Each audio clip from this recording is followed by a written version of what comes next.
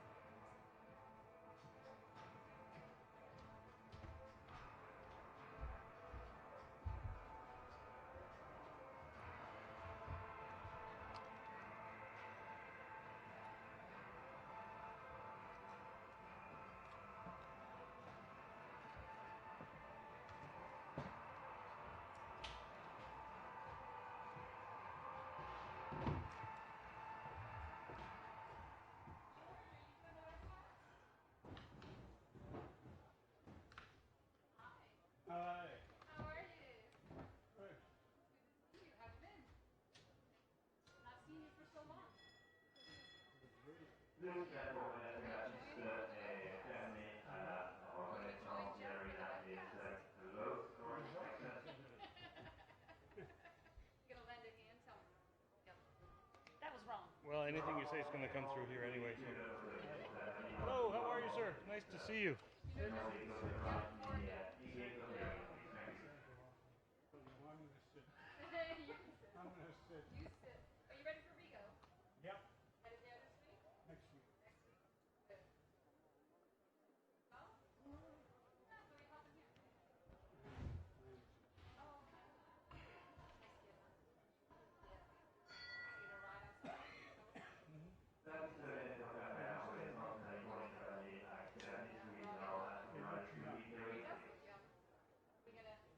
We're getting older.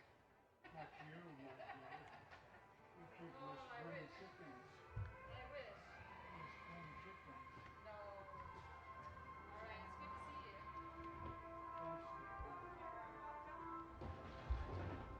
Hey, Connie.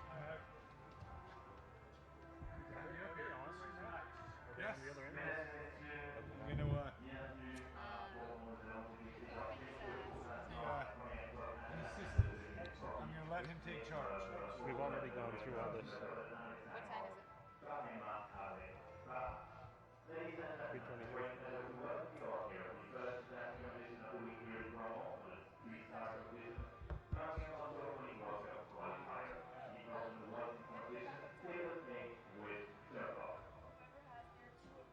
Devons-nous retrouver en compagnie de Cathy Harper et entrevue internationale de Christine Farmer des États-Unis et l'entrevue étrangère également One has to be in charge, the other's a backup. du jury international. Ces épreuves sont organisées par les professionnels de l'Australie et ce parcours proposé par notre service international brésilien qui termine sa dernière préparation avant les Jeux olympiques d'hiver.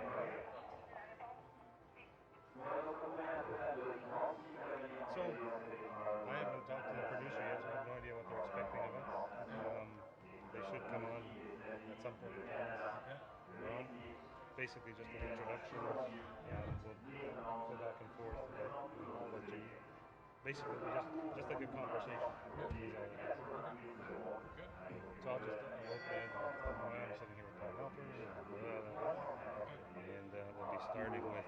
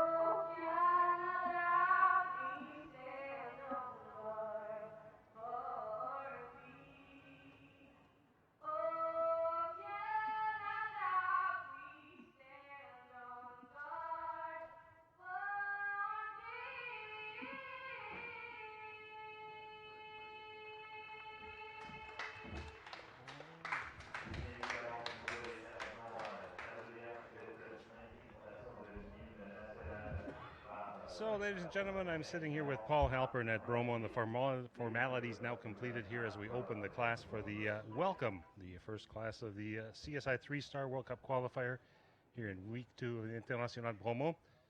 Paul has been part of the show for the first week. Paul, how have you seen competition so far? It's been great.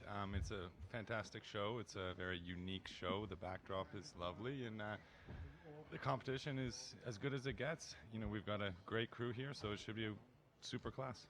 Well, we're looking forward to a field of starters here for this class. We've got 36 on the list that will start for the welcome. Of course, designed by Guillermo Georgia here in his final appearance in North America before moving on to the big job in his life. He'll be designing at the Rio Olympics in August, and he's made it to the top. I think we're quite lucky to have him here, so this is a taste of what we'll see in a couple of weeks. He's given us a course of 12 numbered obstacles on today's course. The time allowed on the first round is 81 seconds. Starting us off over a meter 45 vertical with a right-hand turn to an oxer. He set that one conservatively at a meter 43 with a meter 45 spread, Paul. Continuing on the right-hand bend, he's coming back on himself to number 3. And he set this one just a little bit bigger, meter 45 with a meter 50 spread, but still not a big question. No, you know, it starts off pretty nice. I think after number 3, the 4 strides could get quite easy to number 4. That's where the, first a little bit of careful test comes in. So still giving him just 19 meters between those two, 19-20 he's given them. Then back through the start line to 5. The triple here, meter 50 high, meter 80 wide, so a question right in front of the audience in the stone wall. Yeah, the triple bar can be a daunting jump if your horse gets impressed by it, but if not, it should take care of itself. And then we continue then on a bend. We're coming back toward the in-gate area, and we have a combination here, meter 45, a meter 50 wide to a vertical at the B element at 6, and 11, 11:10 or so that he's measured between the two elements. So that should be a nice 2-stride depending on your horse. Again, it could be a little snug for some. Snug there, so steady 2 we're looking for. 27 meters then, 6, 7 strides up to the 7, or the oxer at 7, a meter 45, a meter 60 spread. Yeah, I think once again horse specific. Most will probably march down in 6. Some might add up in 7. We'll see. Okay. Well, we'll keep an eye on things. And here's our first to jump today, number 697, Balu de Reventon, a 10-year-old bay stallion by Komet de Obeliski. The entry of Lubov Kochetova from Russia. Lubov places consistently in the World Cup qualifiers and Grand Prix on the circuit in Florida in the winter. He's been with this horse for about 5 years.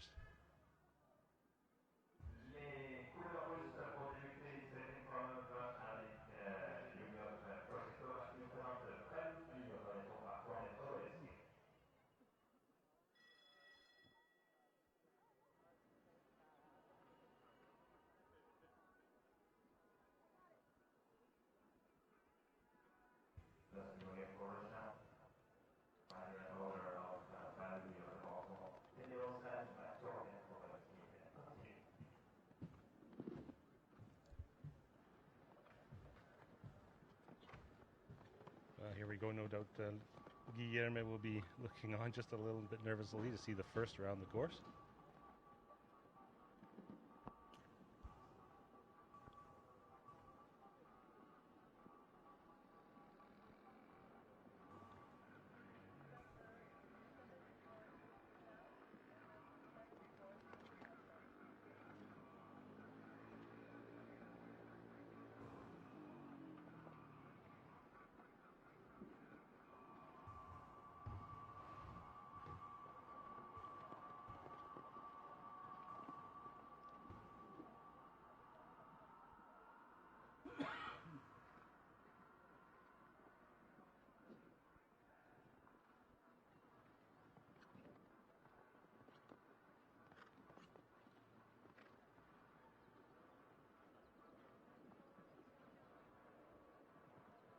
time allowed, I think, is 81.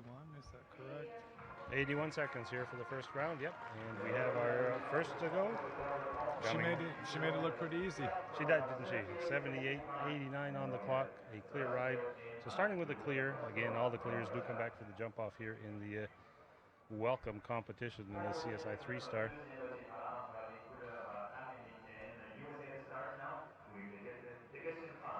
Multiple rides today for Lauren Tisbo. She'll be next on course here with Entre Nous. This is number 733. This bay gelding, 12 years old, by Conan Z, out of a Belgian warm-blood mare by Ohio van de Pennebor. Elementary of Equestrian Farms LLC. This horse has really been on form recently, so hopefully we see some good things out of Lauren.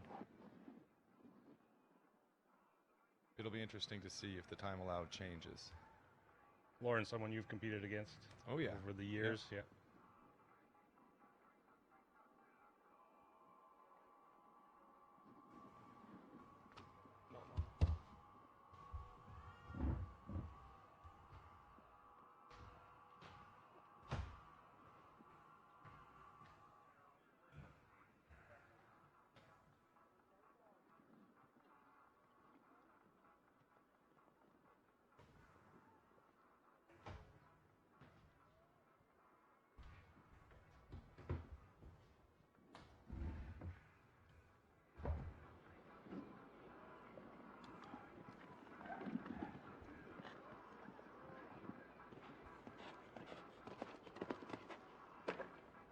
Oh, an unfortunate rail there. So picking up 4 in the combination down along the side by the audience over to the CWD vertical.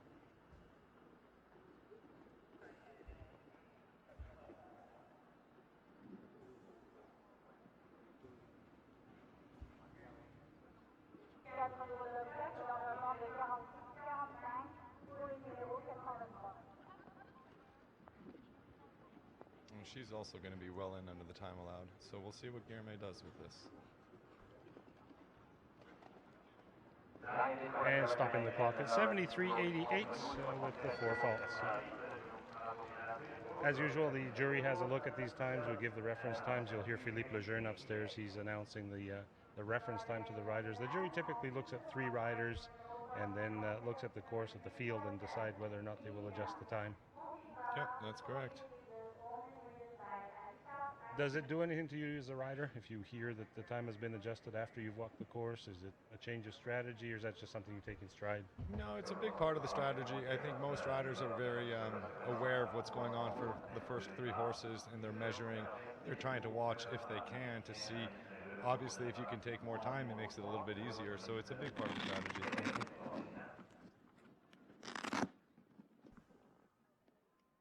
So looking for our next, of course, here at Bromont for the CSI 3-star, the World Cup qualifier here this weekend, the FEI Longines World Cup North American Tour, the North American League, one of the legs here at Bromont. This competition counts for the Longines ranking.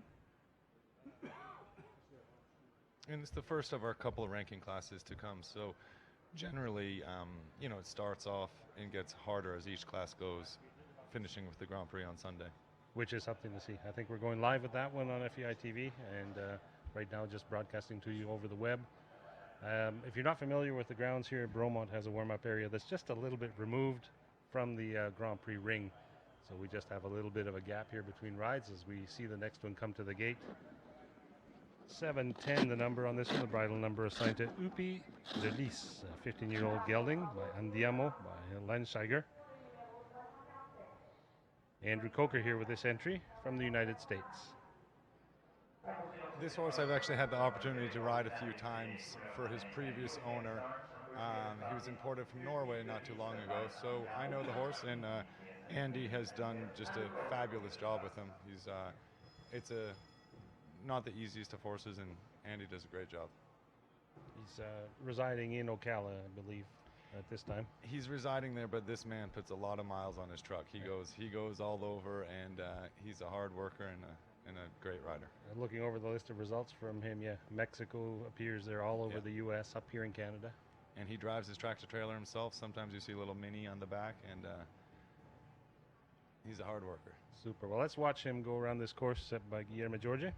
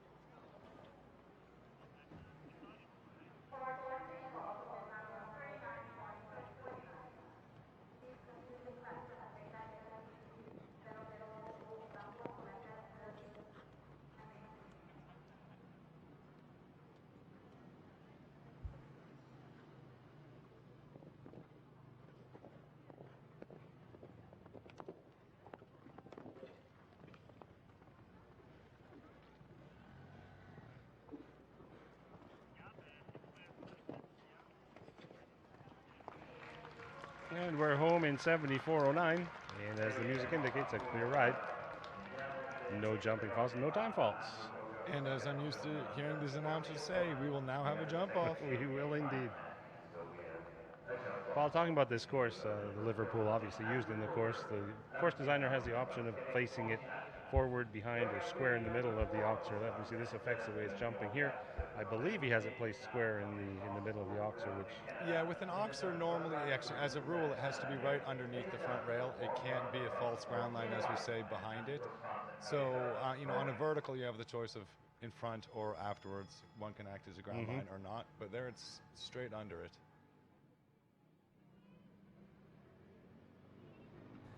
Moving on in the order, we see Cian White here. Cian joining us under number 724, the first of, I believe, 3 rides for him today. This time with Coreto, a 9-year-old mare by Lupicor, by Clinton, a KWPN registered Dutch warm blood. Cian riding this ride for Aaron. Aaron got hurt just a couple of weeks ago, and Cian picked up the ride, and just in his second class here with this horse. Show jumping, you got to be brave. That's all a big part of it. Yeah, you got to be ready for a catch ride when it comes, and do the best with it. That's it.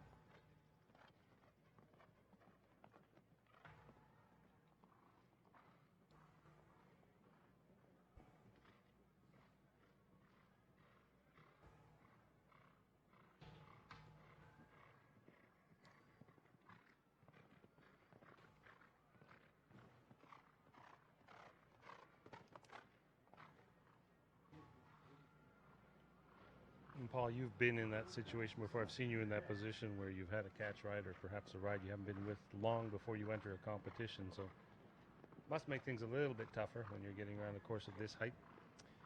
Yeah, it does. Sometimes it works to your advantage of you don't have any expectations. You go a lot off your feel as opposed to, something that you've been thinking of, a problem you've been working on, or a certain question you want to answer.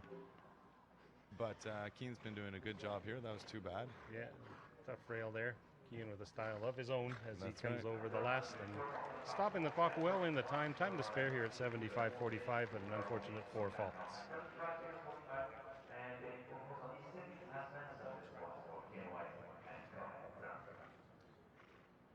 So we'll be looking for the 5th in the order next as we continue with the welcome competition here at Bromont.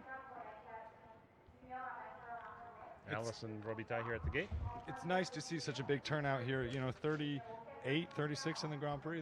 Or the Open Welcome. That's a good turnout here. I mean, as we said earlier, Bromont's a spectacular show, and everyone's a big international field here.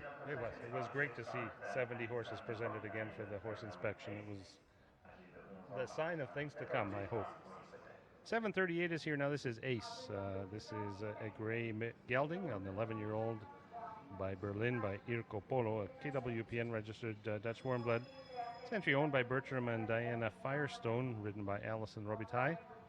The event has only been riding this horse lately. She started riding it in March of this year. Took it to a few events in Kentucky, the 2-star in Miami, but no major results to date.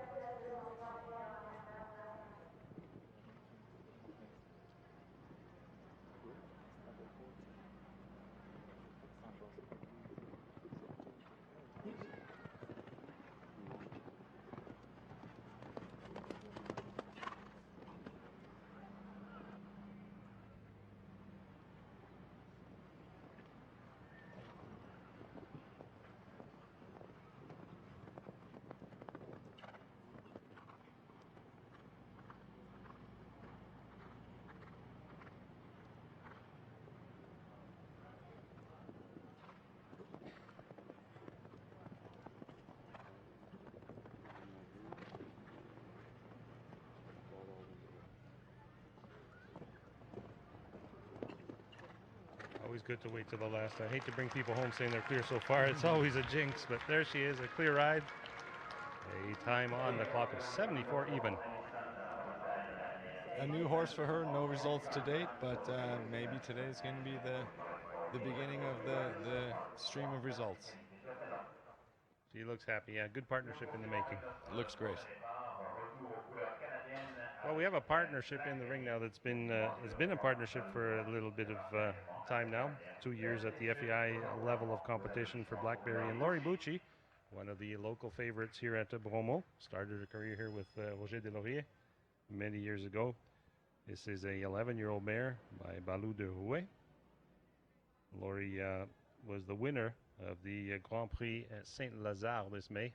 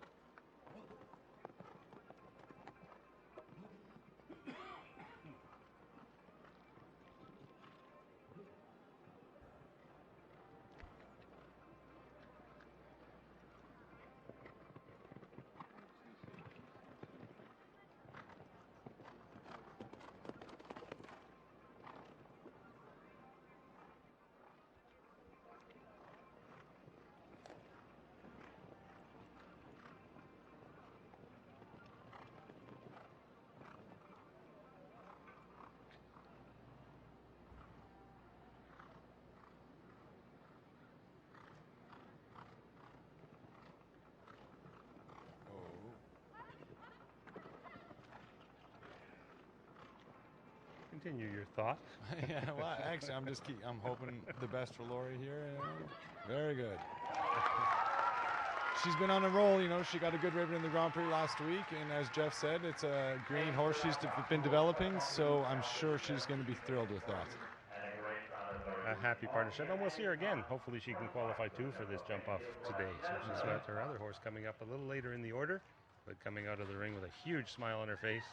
And she deserves it, hard-working girl, so good on her and her whole team.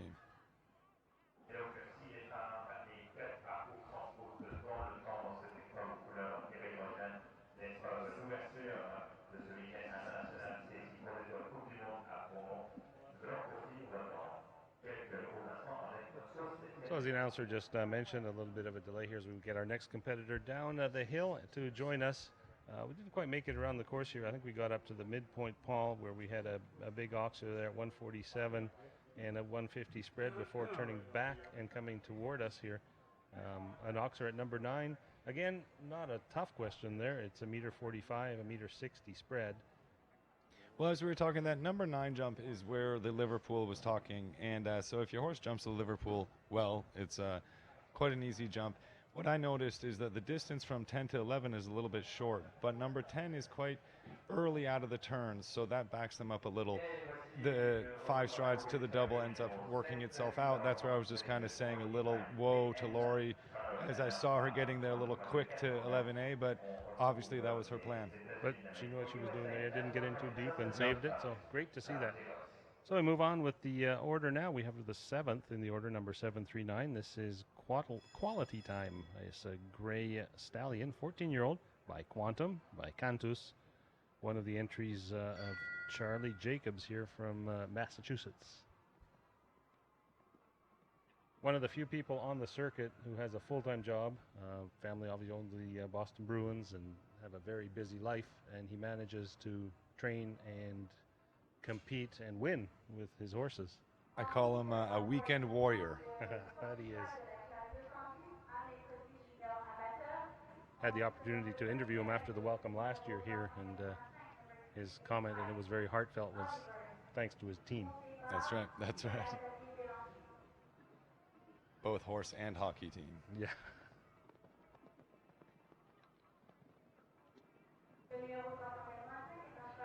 Oh. Well, that walks an 8 a lot. Oh. No, that horse is not well. So Charlie will very obviously pull up here. Just stung, hopefully just a sting. Yeah, usually, you know, it's more just as much of a shock for the horse as the rider, and his team will be out there. And In the best situations here, the horse walks out of this.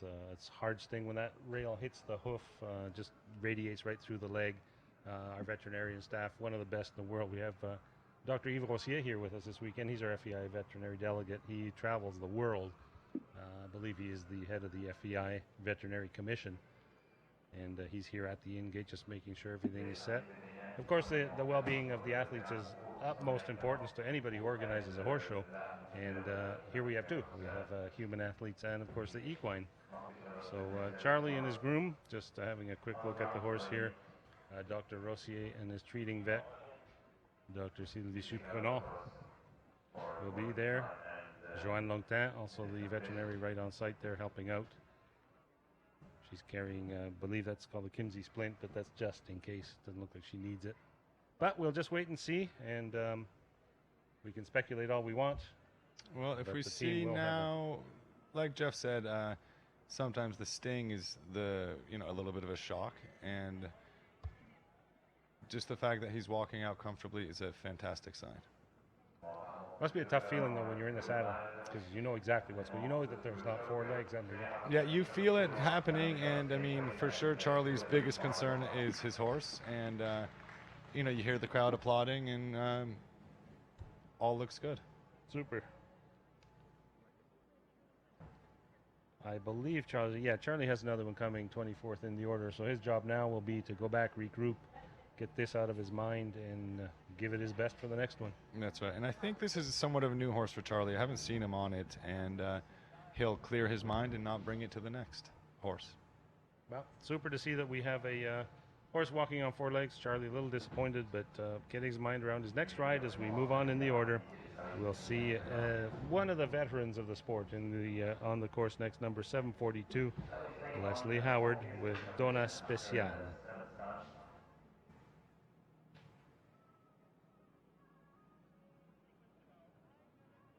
Leslie is such a great competitor, and I mean, she has the passion of a 13-year-old girl out there. She really loves it. I don't think you'll ever see her slow down. I guess that's the secret. We've seen a lot of comeback stories, but if you stick with it and you stay in the saddle, I mean, she's just steady Eddie. She's just always there. Yep. An 8-year-old mare, she's on board here. She's just a new mare to her. Moved up to 1.40 m in May of this year. Just bringing the mare along slowly. And Leslie was telling me the mare cooperating very well in her training. She's very happy with the way things are coming along. She won the Kubota Grand Prix at Spruce Meadows just recently.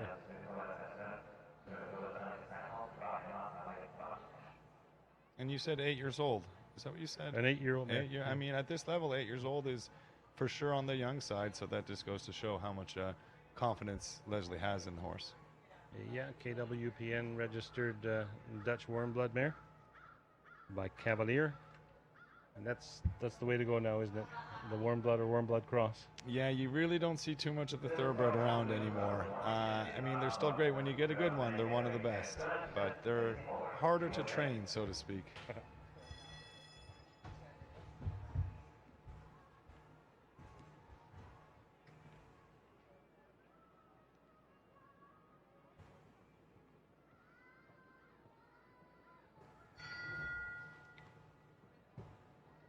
Well, we sound like pros here, but I got to admit that when we were doing the description, I had sat down and had a little chat with somebody that's been at the sport a long time. George Morris came in to visit, gave me a little bit of description of what he saw up there, and I mean, there's no one with that much knowledge around. No, I saw him this morning on a horse, and I said, "Oh man, we have a legend here." And he says, "Who's that?" I said, "You, George." He's for sure a legend.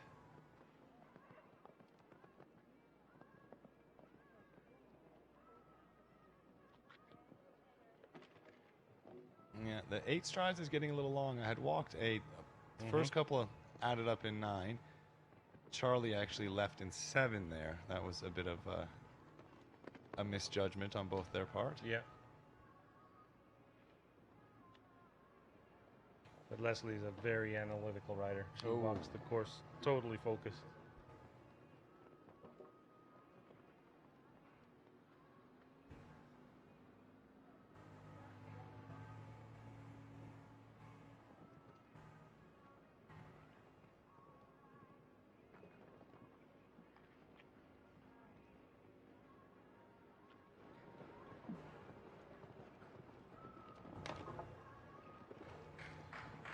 And home with 4 in 71 seconds.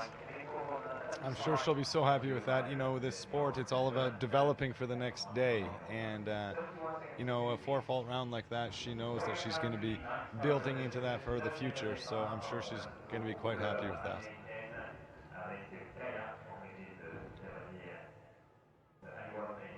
So Leslie coming out of the ring 7:17, preloaded up at the center of the arena. Now the next in the order, 9th in the order now, Kaya.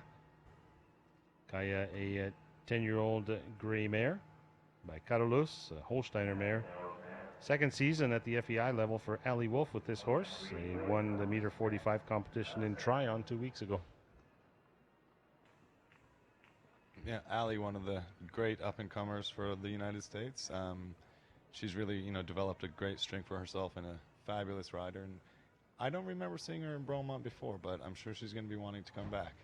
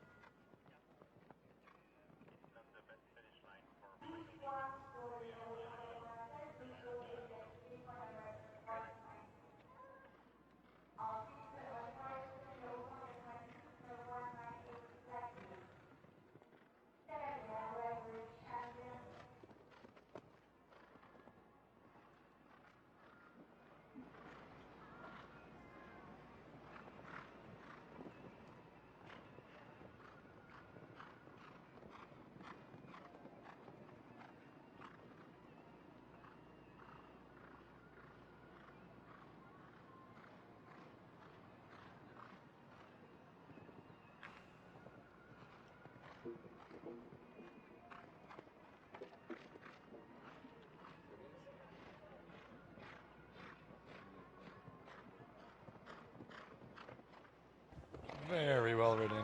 Some serious composure on Ali's part. Looks like a veteran out there. And the young rider is home in 75:32, so one more to add to the list coming back for the jump off now.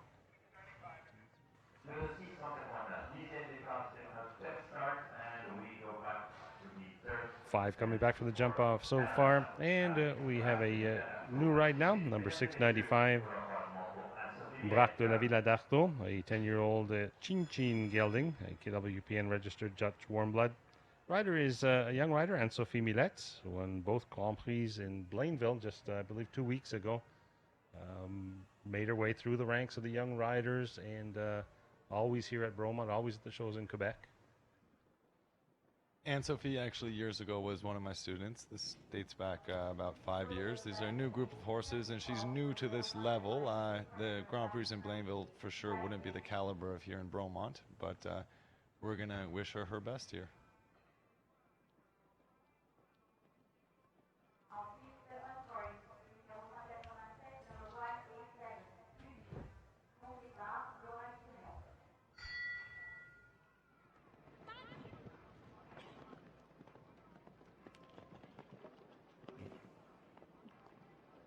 Carrying 4 already here early in the course down that line, Paul.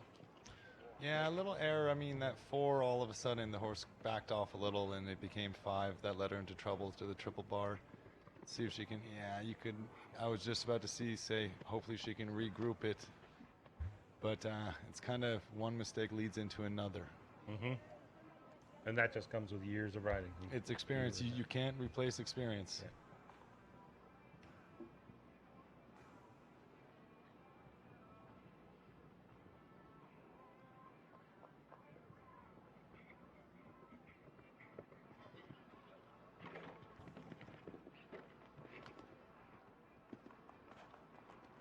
She's saving it for another day. And Sophie's a lovely rider, and she's going to get more miles and go back to the drawing board. She's obviously happy with the horse, giving him a pat, and like we said, she's a young girl, and she's going to get it. Horses check your ego regularly, don't they? Absolutely. It's a very humbling sport, and yeah, they, speaking from experience, they do. But that's a little experience showing right there to decide to stop. Absolutely. And, not continue. Why bother? 100%. And it was the right call, and she'll get something out of it for sure. Well, we move on to number 11 in the order, 746 in the ring now. The bridle number assigned to Dynamo, a 13-year-old chestnut gelding by Skippy 2 by Lee de Demen, a Belgian warm blood. Christine McRae in the irons here from the United States. It's a fairly new horse for Christine. So, new partnership and all that. They're still getting to know each other. The horse has had some results previous, so I think Christine has some high hopes for the future with the horse.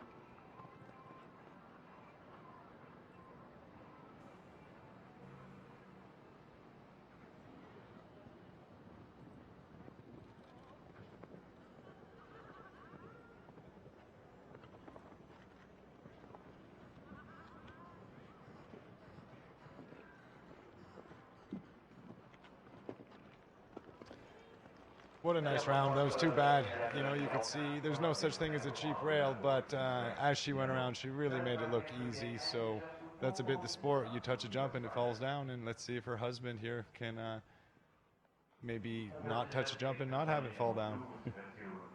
Yeah, this couple has a lot of horses showing here this week. Oh, yeah. They're busy people. As Paul mentioned, Jonathan McRae, Christine's husband.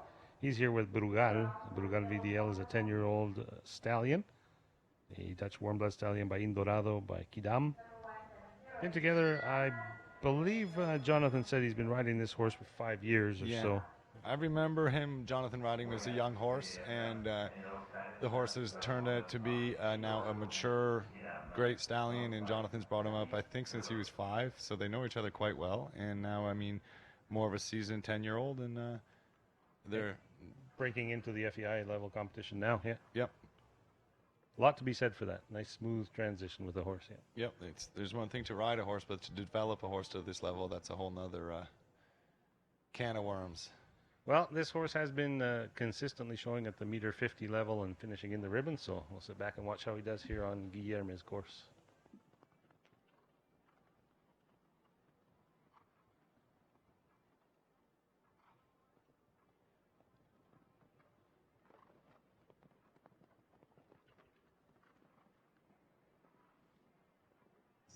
Seven. He got down there in the 7. First one to do that.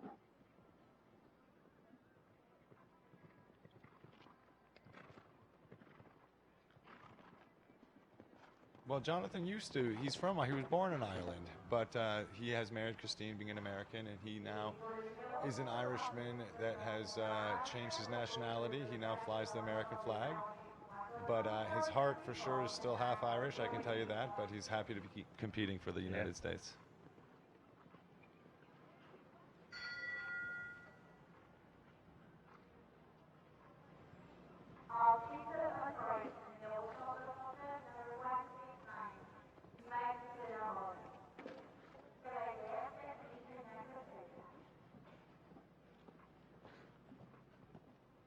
Well, coming to the last over the line there. An unfortunate ride, an unfortunate 8 penalty points today. A time on the clock of 77.07. So riders making the time nicely here, but problems showing up all over the course, which is no specific fence taking its toll. I'm sure Guillerme kind of didn't want to test them with the time on the first class out. He's most likely wanted a good number of clean. He didn't really want to throw that to them all in the first day. 701, the bridle number now in the ring, 13th in the order. This is Boriana H, a 10-year-old Sedlano mare. Again, a KWPN registered Dutch warm blood. Richie Maloney, under the Irish flag, has competed in the 5-star Grand Prix in Wellington, placing very well there in March. Also a very good finish in the America's Gold Cup. I remember when Richie came over from Ireland X amount of years ago, and what he's done over here is just exceptional. He's got a great group behind him and fabulous rider, obviously hard worker, all of the above, but he's really showing some super form with his just a wonderful group of horses. And again, not a regular here in Bromont, but hopefully that'll change. Yeah, well, I think the rumor goes, they hear great things about it here, and obviously being a World Cup qualifier this weekend, people are a little hungry for the points. Mm-hmm.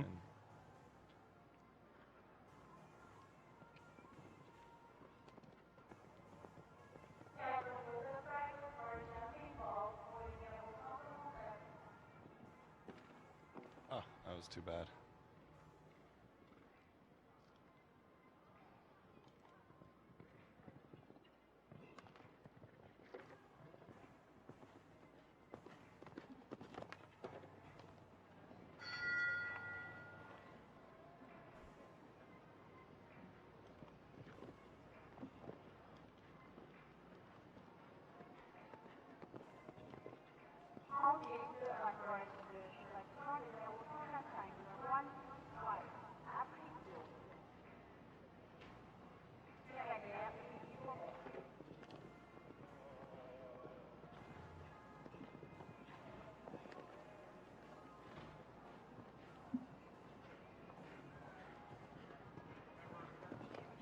And home now, as you said, too bad, just got in a little deep there, and the 4 faults, bringing him home in 76.58. Unfortunately, won't see this horse for the jump off.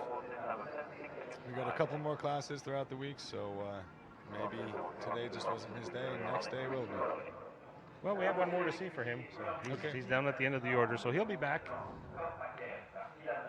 Actually, I believe both McRae's will be back for second rides, and we have number 726 now. This is the only Mexican competing here this weekend.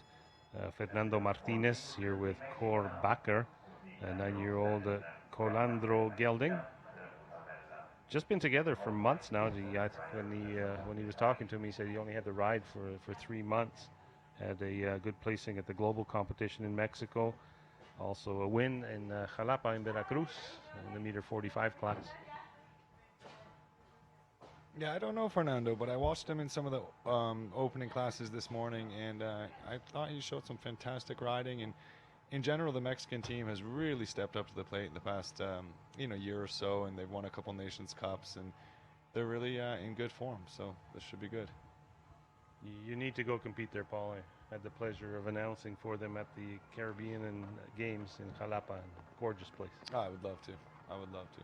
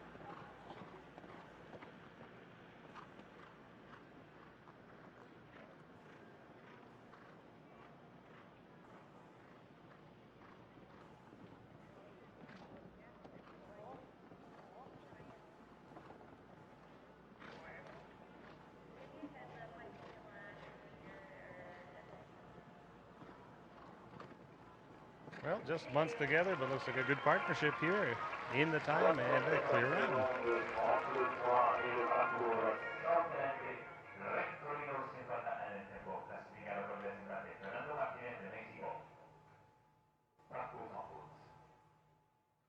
I noticed there's so far these horses are some great jumping. The new footing this year, they're jumping really, really well. It's the quality of the horses is just really shining through. So we're in for a great week.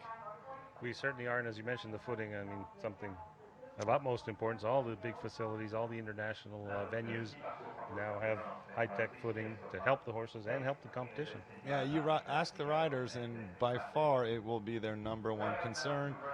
And right now, this footing is pretty much second to none. So second ride now, this is 15th in the order. 700 is the bridle number. This is Urus 2. This is a 11-year-old gelding, this great gelding by Canturo. 2 years together with Lubov Kochetova from Russia. Bought this horse from Shokemule. Had a good placing at Tryon, was there just a couple of weeks ago, also in Wellington where she spends the winter. Yeah, Lubov is just the improvement over the past. She's been in North America maybe 10 years. You know, I remember her in even the Beijing Olympics. That was 2008. So, I mean, 8 years ago, and how far she's come from then. And her horses just jump incredible for her. I mean, her first clean round, the first one in, the horse just jumped great. So let's see if she does 2 for 2.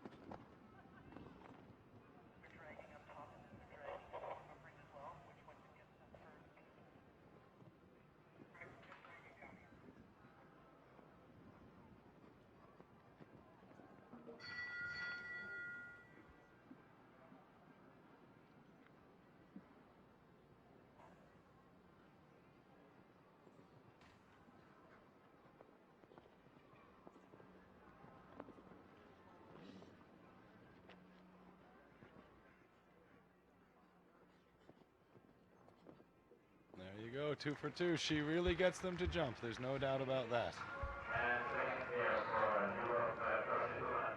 You're also a multiple horse rider. I mean, one partnership with one horse at the international level is one thing, but to form partnerships with many, that's hours in the saddle, isn't it?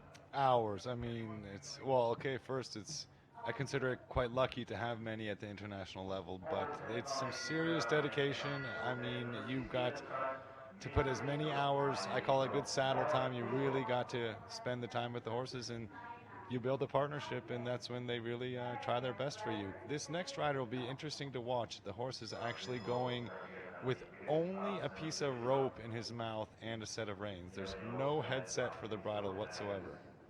And it did cause a little bit of consternation with the stewards checking the rules, making sure everything was right. But the horse is very happy in that setup.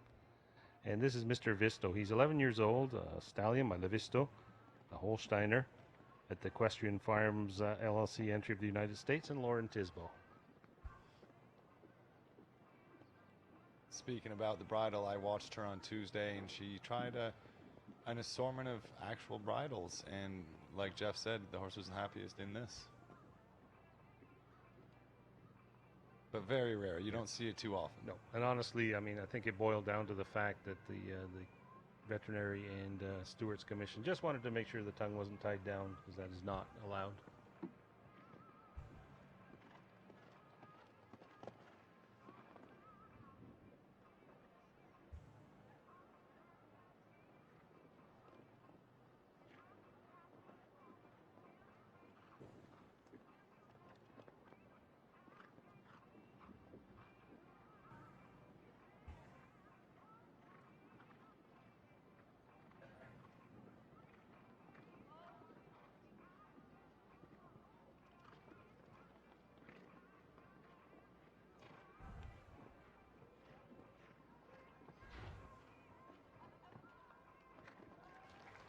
First jump down, what a shame. And it actually looked like the horse was using the bathroom there, so that was maybe the wrong time to go. But what an effort all the way through, and very impressive. Nice ride. So we continue through the order now. 17th in the order, 7-11.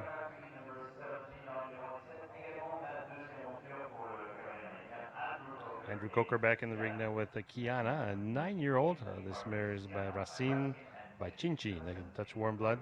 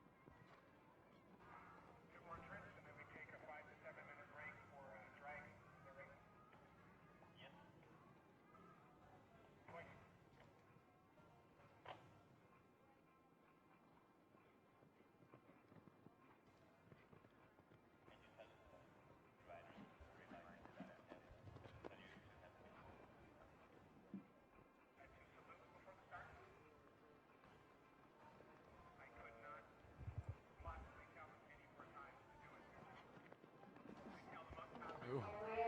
And he's working it. His horse is going left, right. He's making sure to get it done. Not the easiest of rides, I can tell you that. All the horses he's had this week, very forward. They're attacking the course. Yeah. It's a little his style, but I think he's a fabulous rider. One more that's home clear. A good time too, 70-36. A quick ride around this course.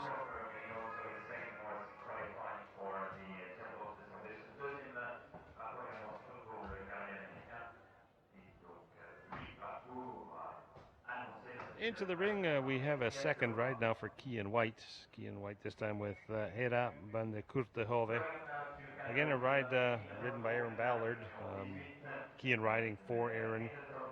Aaron's ridden this horse up to the 5-star level in many 4- and 5-star competitions. It's his first time riding the horse this weekend at the FEI level. So we'll see how he makes out on this 9-year-old mare. Funny enough, you're saying Keane riding it for Aaron, but actually Aaron rides it for Keane. And now when Aaron got injured, and I guess she was generous to give the ride back to Keane. Give it back to him. And they've I've known this horse since it was 5 or 6. They've developed it for maybe 5 years. And like we were speaking about bravery, Keane's putting on the big boots and seeing what he can do.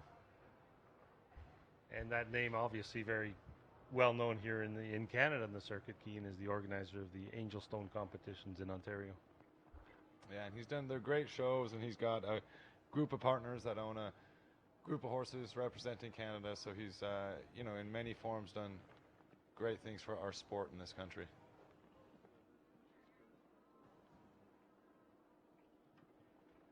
And you'll see the horse jumps with a really extreme hind end that can almost be his fault. The hind end is so good.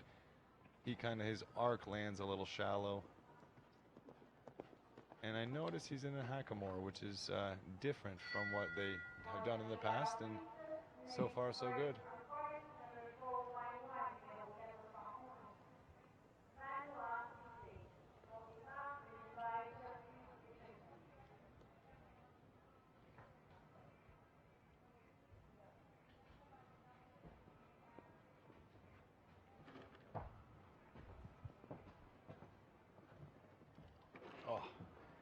That was the same rail he had with his first horse, and that as a rider, that really gets in your head. And again at the last, so coming home with 8 in 75-67 for Era van de Kurthove and Kian White.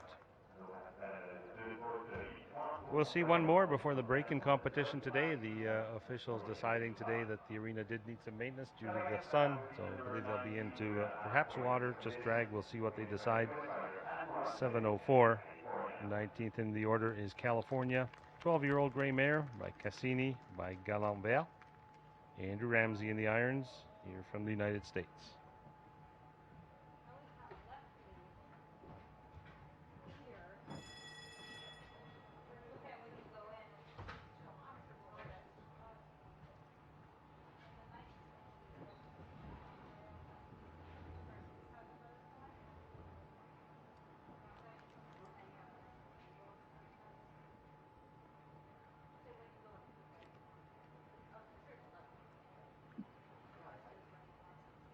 Andrew's two horses actually stayed at where I work out of with David Arcant in Quebec here. The two horses were laying over from Spruce Meadows, and this is who George is here with, George Morris, and his two horses were at our farm laying over for the week, and I don't remember seeing Andrew here, and he's the one that got George here, so we're pretty lucky. Mm-hmm.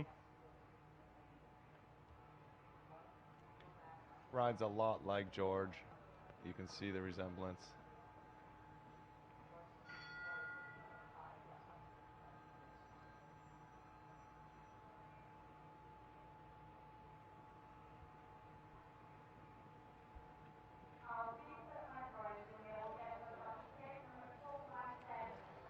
First one to do 7 strides down that line.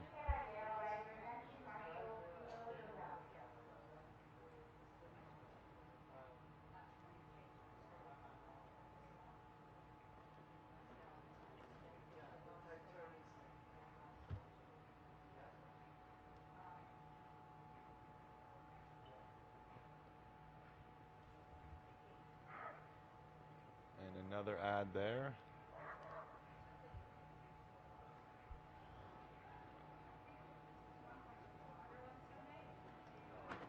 And again at the end here, so 8 faults on that ride, 74.28 on the clock. Unfortunately, won't be seeing this pair back for the jump off. As we mentioned, a short break right now.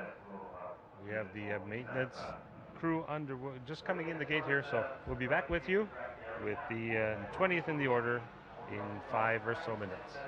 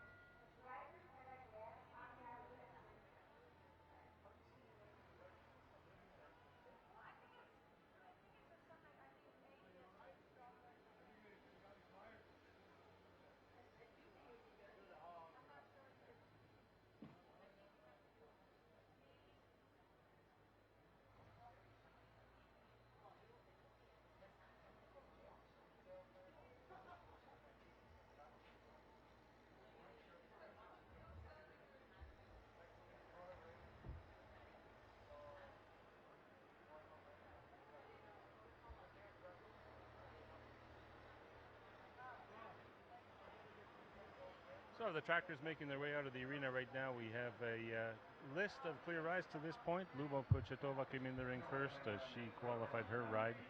So Lubov, Andrew Coker coming back for the jump off. Alison Robitaille, Lori Bucci, Ali Wolf, Fernando Martinez, Lubov with her second horse, and Andrew Coker with his second horse also clear. So we're back underway with the second group of competitors now.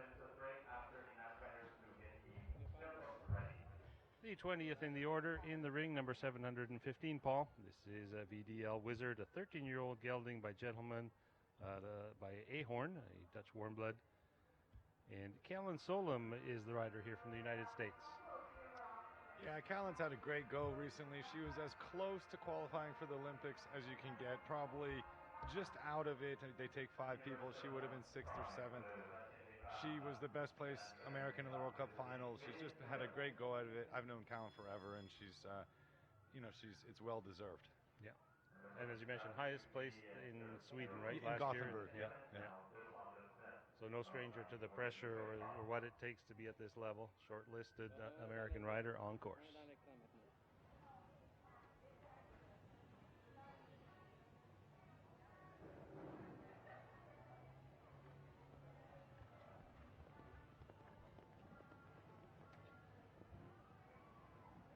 If you recently joined us back with the second group here at Bromont for the welcome qualifier, Guillermo Georgia giving us a course with a time allowed of 81 seconds for the first round.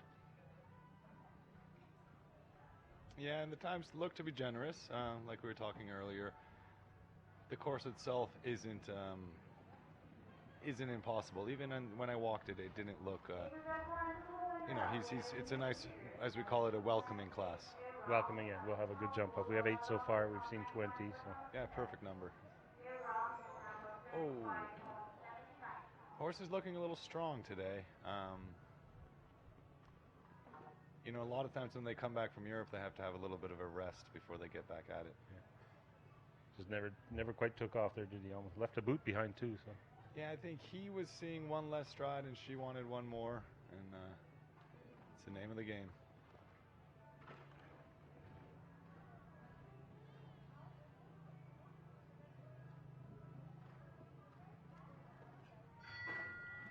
Yeah, if you wear breeches and boots, you know what it's like to have a good day and a bad day.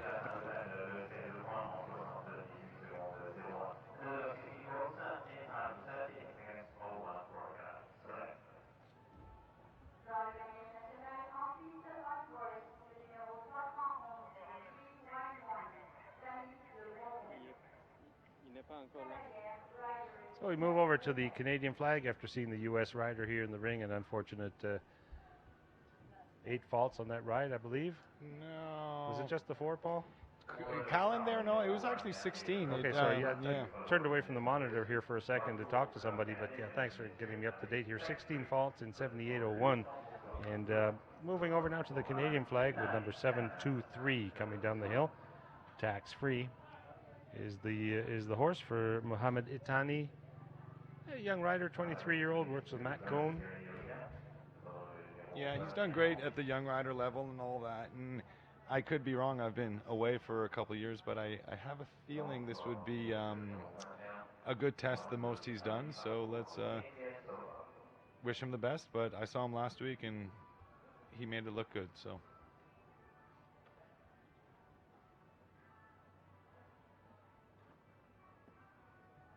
Got caught up in traffic coming down from the warm-up. Yeah, as Jeff was saying, the warm-up, it's here where we have these lovely mountains as a surrounding, but at the same time we have to walk up and down the mountains, and it's great for fitness, but it's hard to get the timing correct. And here we go. He's under the bridge now and coming in the gate. 14-year-old gelding by Toulon by Pilot.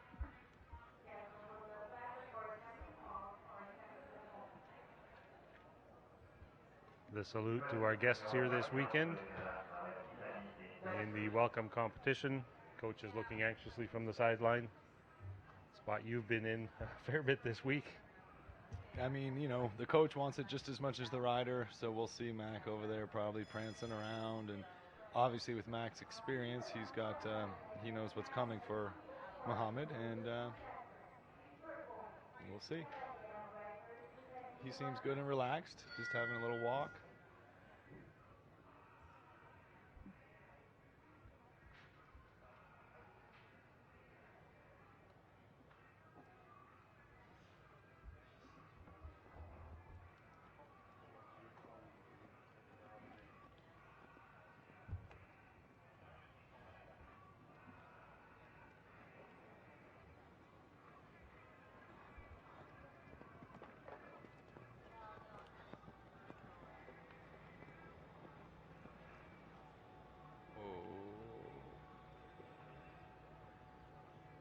It's fun to sit here watching this with you, Paul. You're riding the course as much as anybody else. Yeah, yeah. It's I watched this horse last week, and he really knows where his legs are. He just kind of skims them. He seems like a real smart horse. I remember him from years ago. And at that triple bar there, he really gave quite an effort to clear the back rail.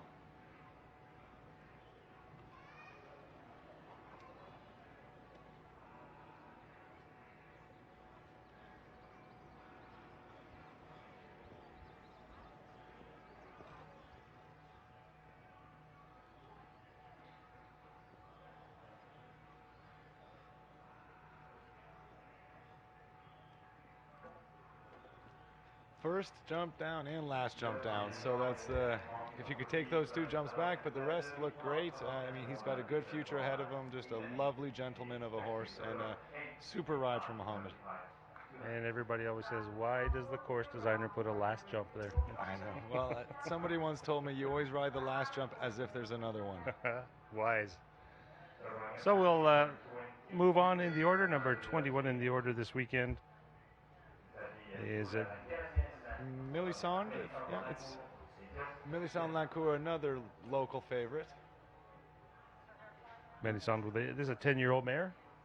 Yeah, she's developed it, you know, maybe since a 6-year-old. She's done a great job with it. She's had just a fantastic year. I think she was in the money both weeks in Ottawa last week or the week before, and she was double clean, you know, all the way through, if I remember correctly. So just a lovely jumping horse, and Millicent's just done a super job.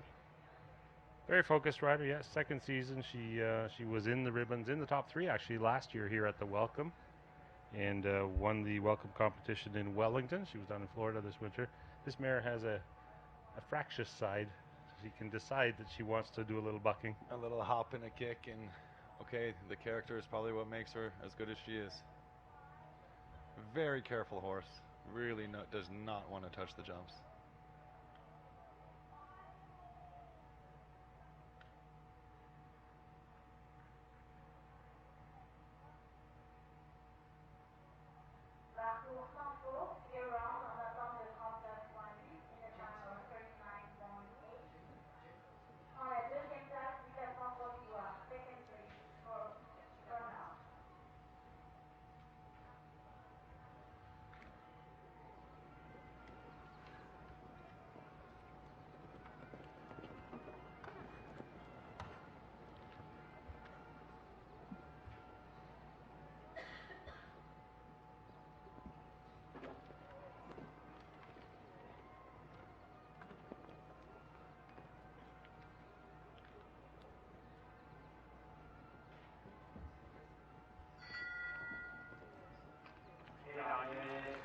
And home with 4 faults in the first round here in a time of 77.28. Yeah, just touch that back rail. Actually, with the front end, it's quite rare. When you have the back rail of the Oxford, usually it's the back end that touches it, but she just opened up her front legs a fraction too early, but I see Mel out there patting her, and they're going to be ready for the weekend. Yeah, nothing to blame. No one to blame on that one. Yeah, landing gear just came down early, and that's the price you pay. That's the sport. 33rd in the order now. This is Special Looks. Now the start order shows Christine in the irons. It's actually Jonathan riding.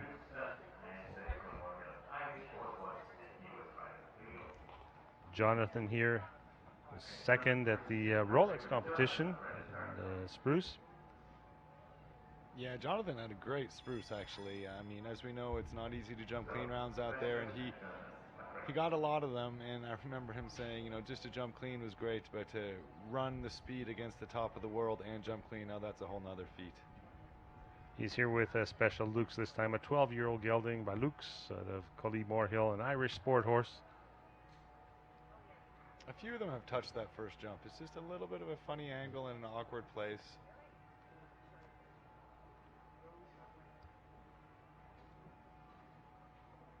Luckily, it didn't come down, but just a little touch. Just one Irish sport horse here this weekend. My friend Tag Ryan, who announces the event here, the CCI 3-star at Bromont, will be horrified. I'm a big fan of the Irish sport horse. They are, I think they just have the real willpower that we're looking for.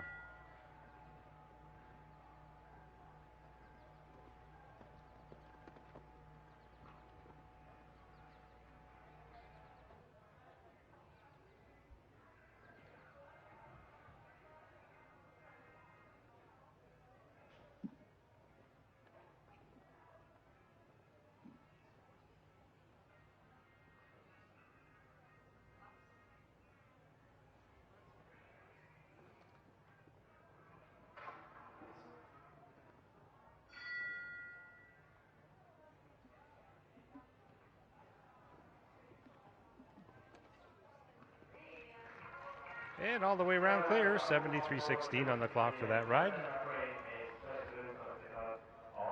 You can see when Jonathan comes in with his greener mount and developing it to this level, obviously there's a little error here or there, but this is a horse who's more seasoned. They know each other, and that's where it becomes easier for them. You can tell they're both more comfortable. Just comfortable. I mean, I equate that to being here in Quebec. A lot of people trying to speak French have to translate in their mind and then speak.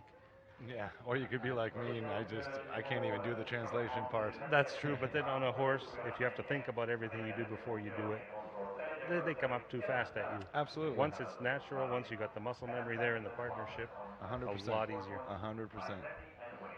So we'll go on now to number 740, Charlie Jacobs back again after his disappointing first ride here with Calanta this time, a 9-year-old gelding by Verdi, a Dutch warm blood, the entry of CMJ Sport Horses LLC.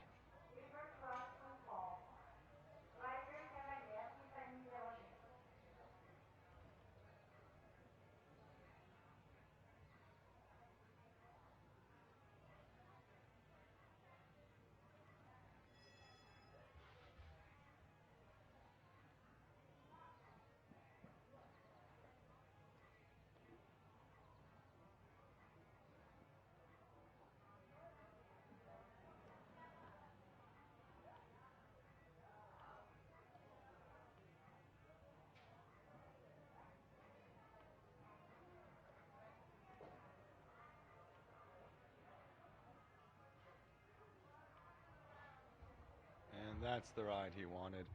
It's a little inside in the 8, and I think on the last horse he went a little inside and it became 7. So just like I said, the chemistry, getting to know each other, the stride length, the horse's reaction.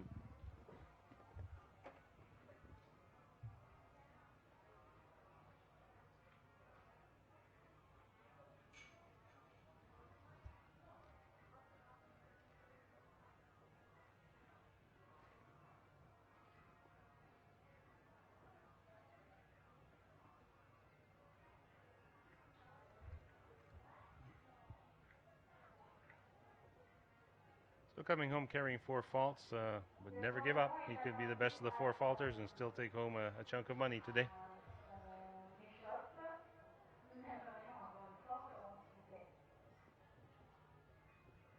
And a great jump in the last. So, and that was a early rail, and Charlie just used the rest of the course to just same thing, regroup and plan for the next day. You want to where we leave the horses on today is where we start them the next day. So I'm sure he had that on his mind going around. Or you hope. You hope you don't take 3 I hope he steps wasn't back. thinking about hockey out there or something. 7:37 next. We'll move on to Sensation, an 11-year-old gelding by Welcome Simpatico by Accord 2, a Hanoverian. And this is the entry of Hooves LLC. A second ride today for Allison Robitaille from Virginia.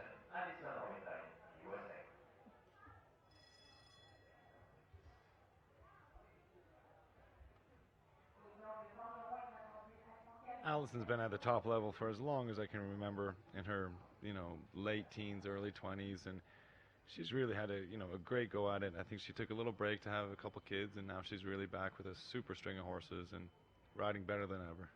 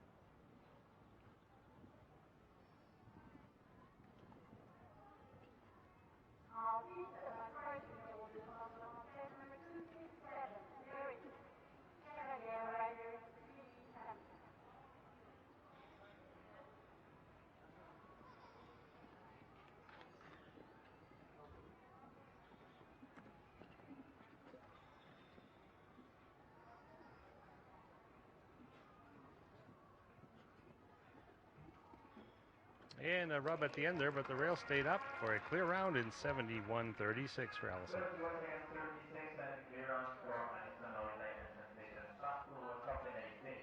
So the win at least from the for 10 riders qualified for the young club. One to over Canadian. Last week Canada was the number 26.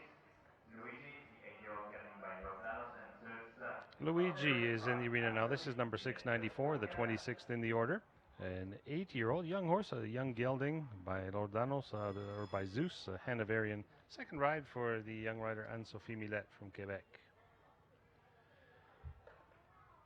She had a little trouble with her more experienced horse. Let's hope that she put that aside, and now she can take her young one, and he'll step up to the plate for her. Yeah, this pair's been together for just under 12 months now in their first year of competition. This is the horse's first competition at this level.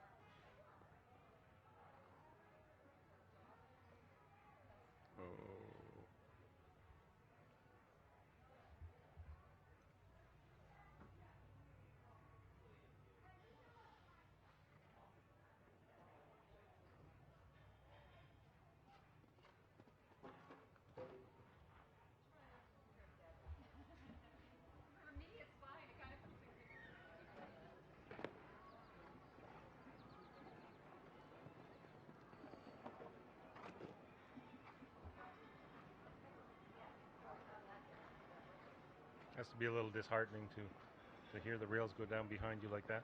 Yeah, I think it's yeah, it's a sound we don't like. No, and that's a sight we don't like when the horse and rider both go down and the rails just got tangled up in the legs. Nothing terribly serious here, but yeah, distance, like I said earlier, that's a short out of the turn. It doesn't come up well, but happy to see Anne-Sophie is walking out all right, and they've caught the horse here, so yes, probably just a little more worried about the well-being of her horse than herself right now. For sure. Yeah. But again, the tremendous support of Dr. Yves Rossier here at the in-gate, keeping his eye on everything. Horse walking out nicely, so glad to see that, and nice hand from the audience there for Anne-Sophie, who will no doubt come back to compete the rest of the weekend. Absolutely, she will. We'll move on to number 27 in the order. 27 is number 744, Kulash Van de Broy Z. From Colombia, this rider from Medellin, Colombia, is the owner, Juan Manuel Gallego. This is a 10-year-old gelding by Cadence, Nid de Darmen.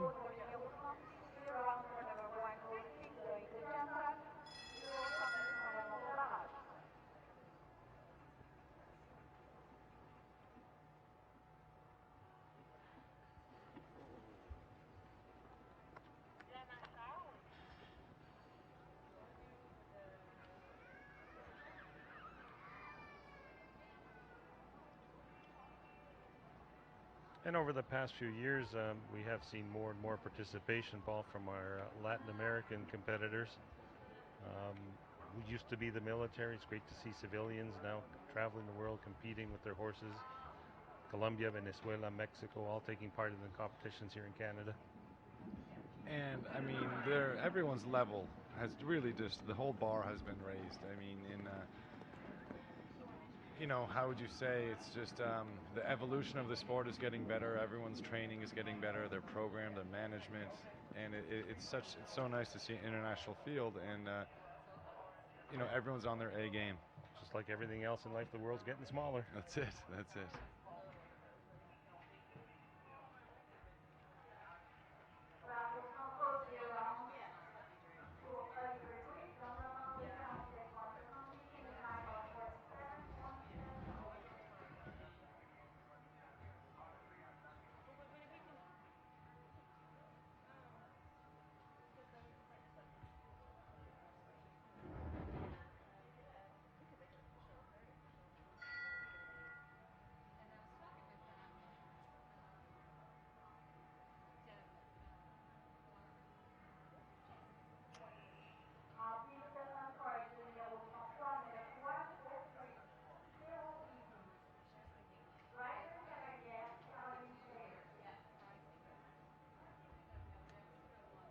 Just a superb jumping round. Very, very well done.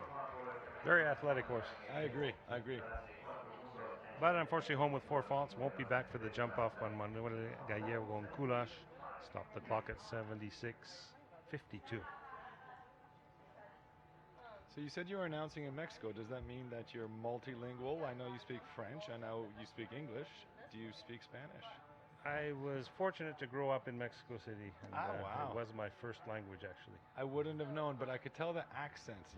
As you know, well, the accent, how you could pronounce his name was very well done. So there you go, multilingual. Mother tongue, learned English, learned French, yeah. Okay. Dream in Spanish. So back to the important stuff now. 7:34 in the arena. This is Coriandolo di Trivano. Lauren Tisbo again, another Tequestrian Farms LLC entry. This is a 9-year-old stallion by Cassini 2 by Baldini.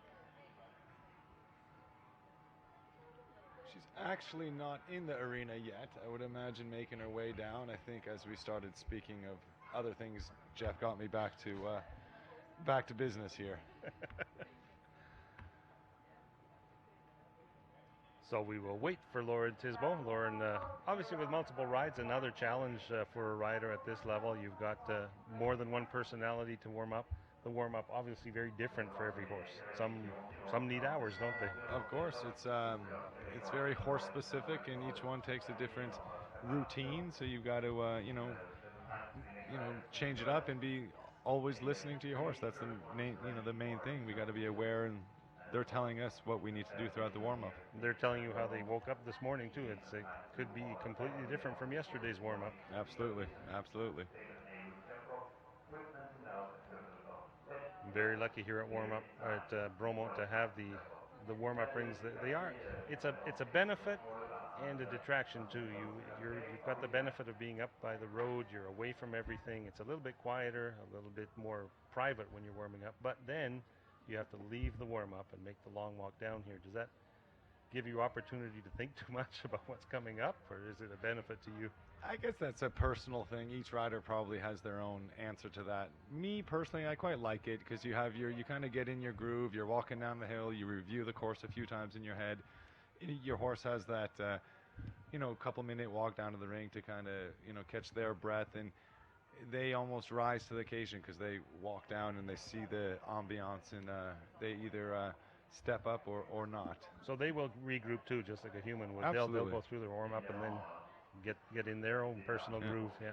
And the horses at this level, I mean, they are experienced athletes with a lot of miles. They know the sport just as much as we do, and they don't get to this level if they don't understand the sport. The horses really have to enjoy it, like it, and want to do it, or else they won't be doing it. That's true. And it's amazing what they get used to. I mean, some of these horses travel by air as often or more than most of us do. And I've talked to a few people, some at the top level, who say their horses actually enjoy that time in the air to relax. They're between competitions. It's their time off. Yep, exactly. As I'm sure a lot of professional athletes in other sports think the same way. Yeah.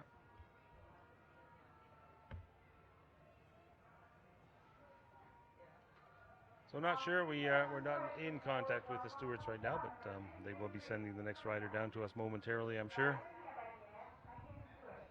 We have we're 29th in the order right now with Lauren Tisbo coming down. We have one more to see for Andrew Coker. Then Kean White will be back with another. Andrew Ramsey has another horse to show. Andrew Wells will be here from the United States. Laurie Bucci has one more. Then we'll see the 17-year-old rider Lucy Delaurier. No doubt we'll get some clapping in this audience when she comes in the ring. Todd Binnick is here with one. He'll be down at the bottom of the order. And then we wind up the first round with Richie Maloney today from Ireland. You know, speaking of Lucy, she won the Grand Prix here on Sunday, and it was quite nice because you think of the generations of Deloriers that have really dominated this ring. True. You know, her father has obviously well-known, fantastic rider, and her grandfather, you know, putting on this whole thing, and she's just an incredible rider herself. We won't be able to see her on Sunday because she's, as you said, only 17 years old, and they have to be 18 to jump at that level, and I'm sure she's just counting down the months to the calendar till she is. Well, I had dinner with her and Mario, and I just jokingly said to her, "So you're going to win the welcome again this year?" And she said, "Oh, we forgot to enter it. I was going to win the Grand Prix." You got to think like a winner to be a winner.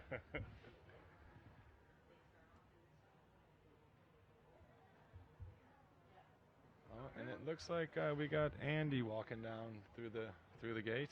You are allowed to move up in the order in these classes. You're not allowed to move down without permission, but you can move ahead of someone if you're ready. So that's what Andy's done here. Le Conte. This is a 15-year-old gelding by Lancer 2, a Holsteiner out of a mare by Martel 20.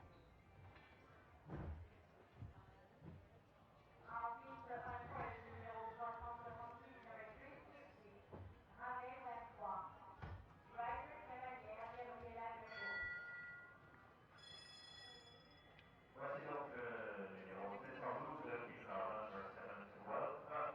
Number 29 started representing USA with Le Conte by Lancer Andrew Coker.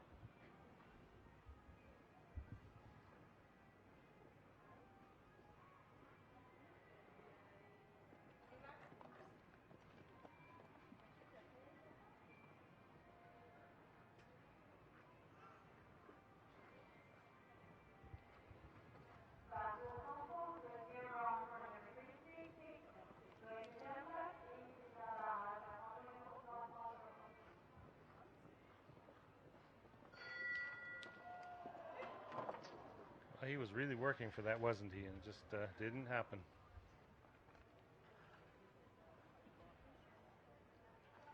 Right at the end of the course, nice hand from the audience giving him some support.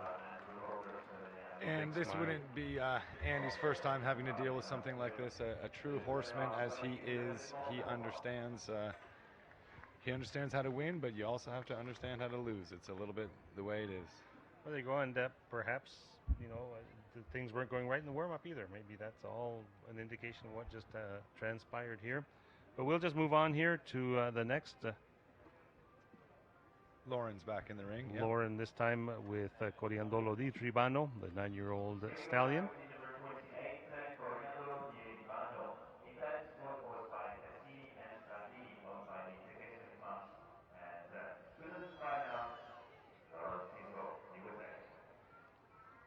So who knows? I mean, Lauren could have had a little tack malfunction, or I mean, a whole variety of different things of why she would have had to. Andy stepped up in the order, but that's Absolutely. Not unusual to lose a shoe in the warm-up either. absolutely. And you know, in these FEI events, we always have a farrier on call, so we can get that shoe right back on. So it could be almost anything that happened.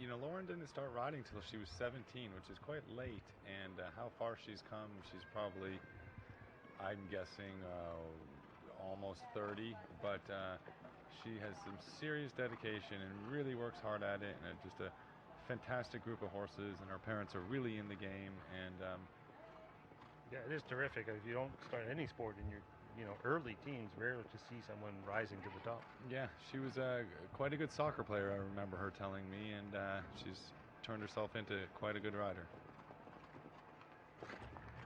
And today, putting in a clear ride, she adds her name to the list coming back for the jump off. Nice time, too. Nice steady ride there, 77.14 on the clock. Yeah, it's a bit of a new horse for her, and they've already built that partnership, and it really jumped well there. So coming down to the 30th now in the order. This is for Freedom Z. A third ride for Key and White today. This is an 11-year-old gelding by For Pleasure out of a mare by Balubé du Rouet, Zangescheide. Competed in 2 Grand Prix in the past 3 months in Mexico and at Angelstone. I believe he won that. Yes, he did. It was in the beginning of the year, and as we were talking, he owns the show, and the winners of the Grand Prix, they have a picture in the lounge or whatever, and he said, oh, finally I get to put my picture up in my own show. Good for him. I guess the added bonus of the prize money staying in the bank is also good. Yeah, I think that was probably, he's most likely, knowing King, going to just put it right back into his own show. That first jump has been a bit of a bugger.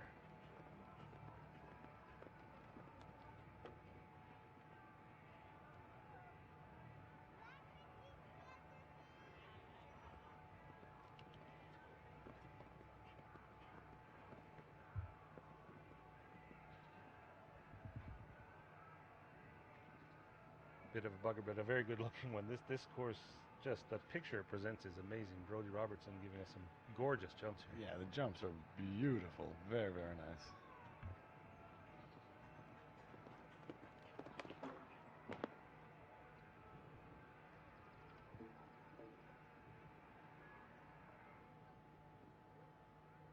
You can see Keane after that, just kind of regrouping a little, thinking the horse is just getting a little sloppy in the front, just holding him together. You can see even throughout this turn. Almost thought he was going to pull up and call it for another day, but more so just regrouping. Well, at this point, yeah, with 8, you're out of the running with the large group we have for the jump off, so why not use the schooling opportunity? Exactly, exactly.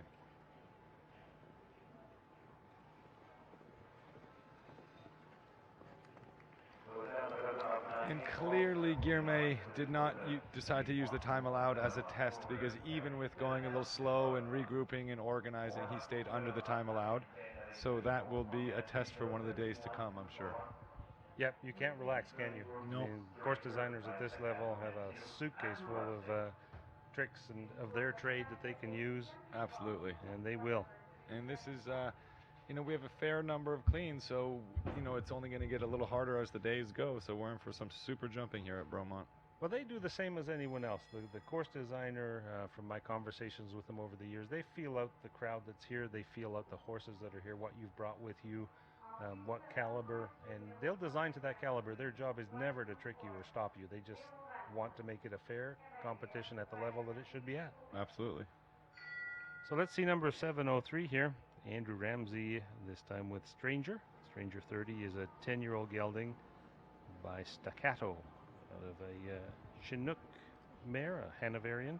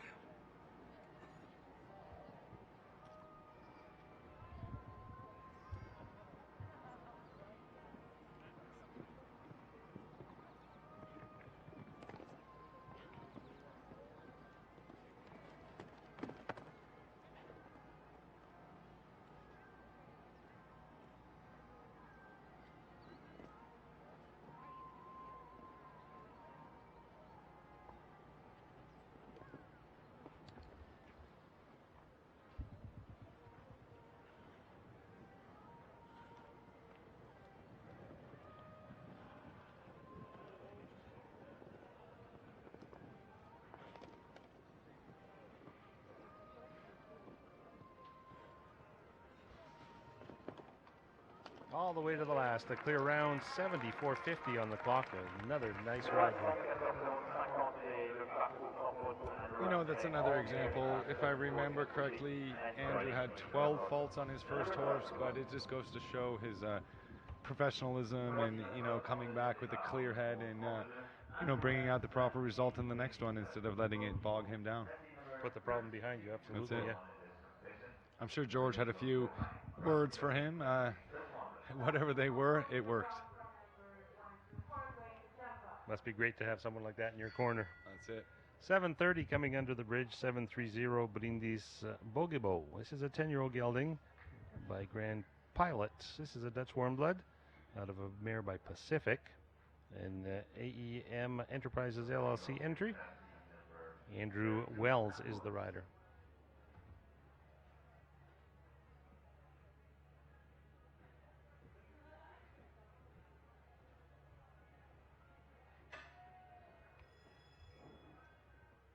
You know, same as Andrew, you've watched him throughout the years. He's gone from a young rider to a young professional, and now he's, you know, more of a seasoned professional, bringing horses along to this level. And he's really, you know, same thing. None of this comes without some good hard work, and it's nice to see the development and the progress that's come in his riding and in his horses.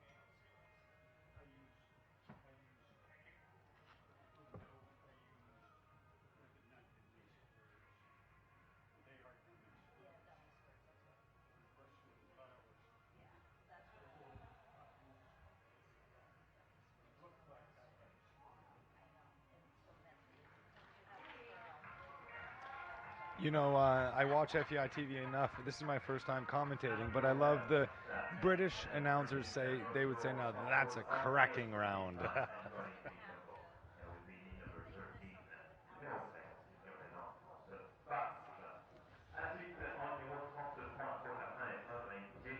.33 in the ring now. The 33rd in the order, bridle number 728, GGN Stauffenberg. This is a 9-year-old stallion, a Hanoverian stallion by Stolzenberg. Second ride for Lori Bucci. This is her more inexperienced ride. First year here at the FEI level for Stauffenberg.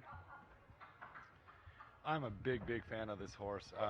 For sure, it's not going to be easy. Like Jeff said, it's his first year at this level, and you know, Laurie's got her work cut out for him. But I really hope he rises to the occasion, and he's got. I think he's a super horse for the future. Just an incredible jumper. Yeah, I don't see from the same perspective as you do down here on the ground when we're up in the announcers or judges tower, but he looks like a tough ride as well. Absolutely, not easy. Same thing she's developed from the beginning. All of this, none of it comes easy. And but he, as far as athleticism and all that, he's got all the goods, and Laurie has all the experience. So far, so good.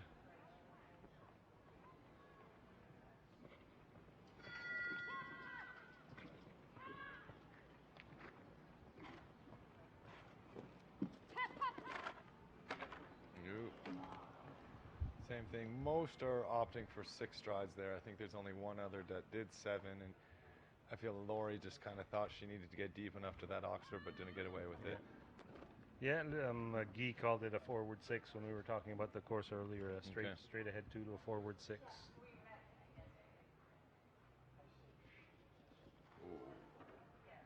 Yeah, good call. I mean, you know, when your horse is stalling up that high, you don't want to head down to the combination like that. No, a wise choice, and they'll live to fight another day. That was Lori Bucci and GGN Stauffenberg. The horse has a great future ahead of him. It'll just take some time. And Paul, we just had word over the radio. Number 747, Special Looks, Jonathan McRae, has opted to take his name out of the jump-off list. Will not be joining us later for the jump-off. So another bit of the equation here. I mean, the horse is obviously not 100%. He always has won. Well, and I think more so not that the horse isn't 100%. He's just saving him. He probably doesn't want to overuse him before the weekend. He would rather, use this as a welcoming class, forfeit the jump off, won't get a piece of the money, but I'm sure he's thinking more towards Sunday. And the horse finishes on a good note. Everybody's happy. Move on from there. Well, that's not the crowd I expected, but Lucy Delurier just walked in the ring, was introduced by Philippe Lejeune, and might be the heat, but the crowd didn't react at all. This is Hester, number 707, 11-year-old gelding, a Belgian warm blood. Well, coming from Montreal downtown on a weekday like this can be difficult to cross the bridge. So I would imagine the crowd will be maximum for the weekend, but maybe some of them are still stuck in traffic for today.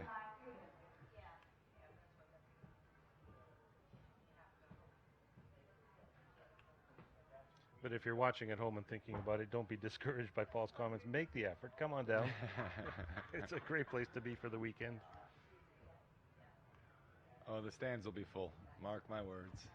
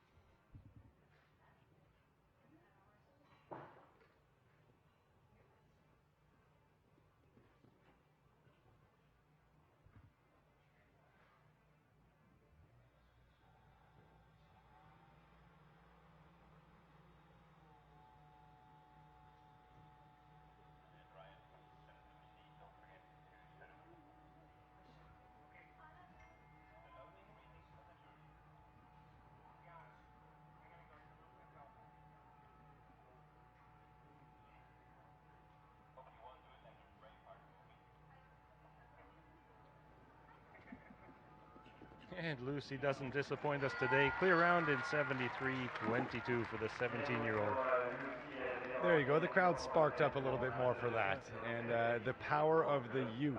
She just makes it look so easy. Her horse absolutely loves her and just really consistently jumps great round after great round. Well, we used to talk here about Mario's sandbox, Mario's backyard. I think it's Lucy's sandbox now. The torch has been passed. One more ride here in the first round, and it goes to number 702. Richie Maloney back for Ireland, this time with Freestyle de Muse. Is there not one after Todd? I apologize. Yeah, I had them off my list already. In fact, it is number 70. Thanks, Paul. Todd Minicus is here now for the United States with Babalu. Thank you, Paul. Hey, no problem. I can only tell because this is one of my favorite horses on the circuit, so I wasn't going to confuse that one. And got to say, one of my favorite riders. This is just, I'll be speechless as they go around. Entry owned by Jack Snyder and Two Swans Farm. 11-year-old mare by Balou du Rouet.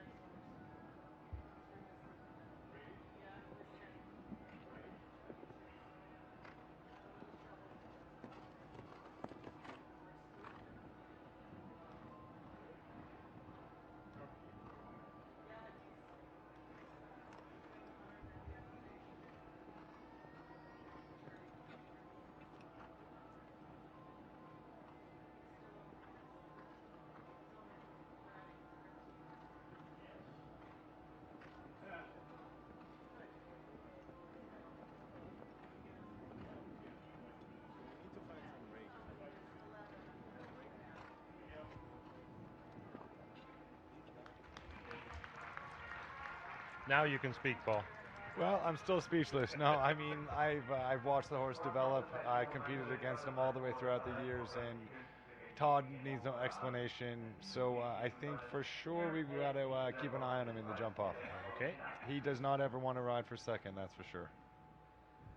So we have an exciting jump off coming up, but we do have one more to go. The one I thought was going to be last minutes ago.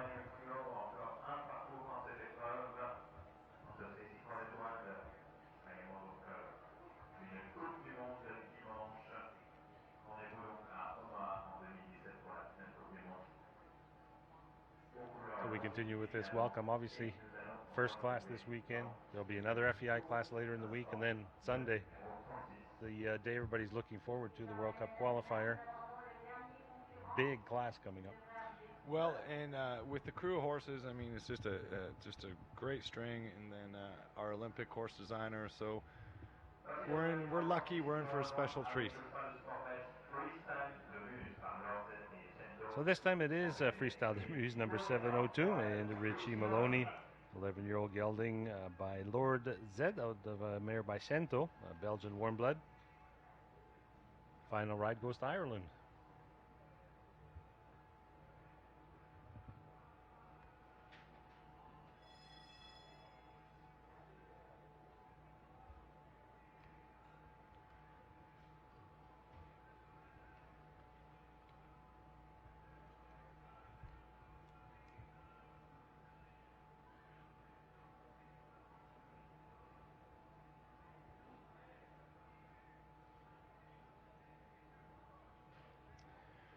Richie looked like he's doing a little dressage test out there. Did a bit of a pirouette before he got going, and just goes to show his rideability on these horses.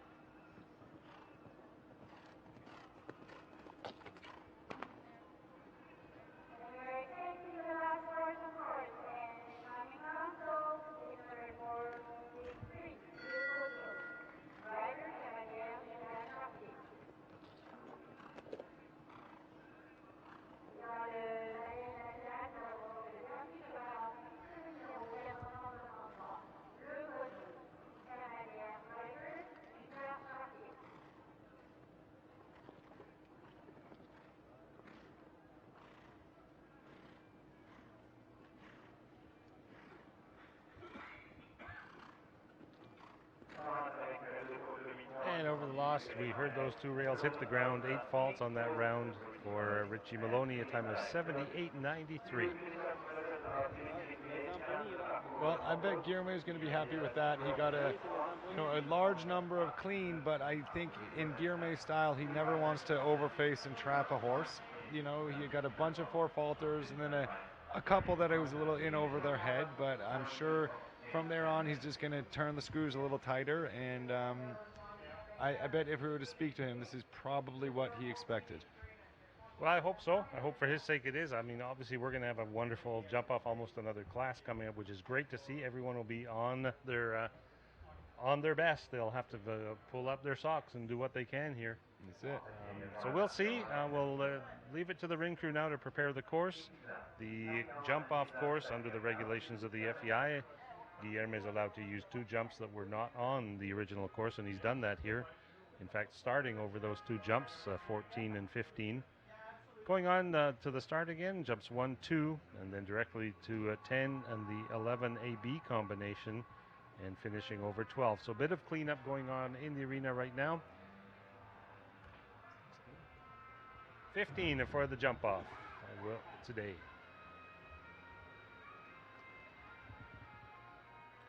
Paul, thank you very much for that first round coverage. I know you've given up your duties in the other ring with some of your students. Really appreciate it. We'll take a little break right now, and then we'll be back for the jump off. Hey, my pleasure. Thanks for having me.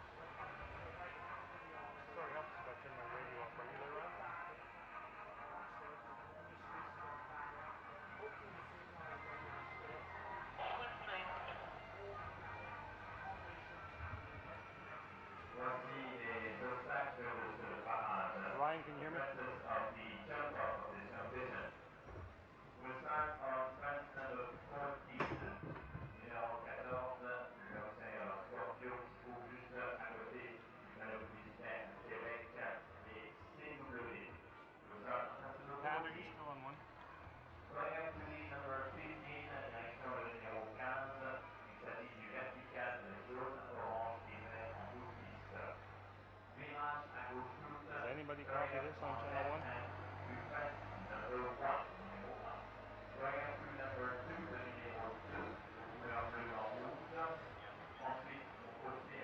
Now just need someone to tell me that he's announcing 12 for the jump off. No one's told us.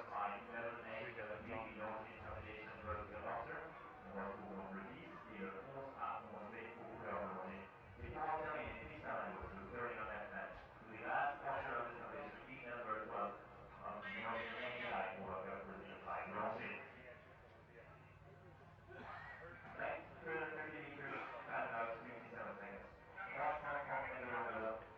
That'd be great. All right, 697, first in your orders, not coming back, move up. And then fifth in your order, 738. Aiden and Allison Road time, not coming back. And then number 23 in your order, 747, Jonathan McQuay, special. Thank you, Ryan.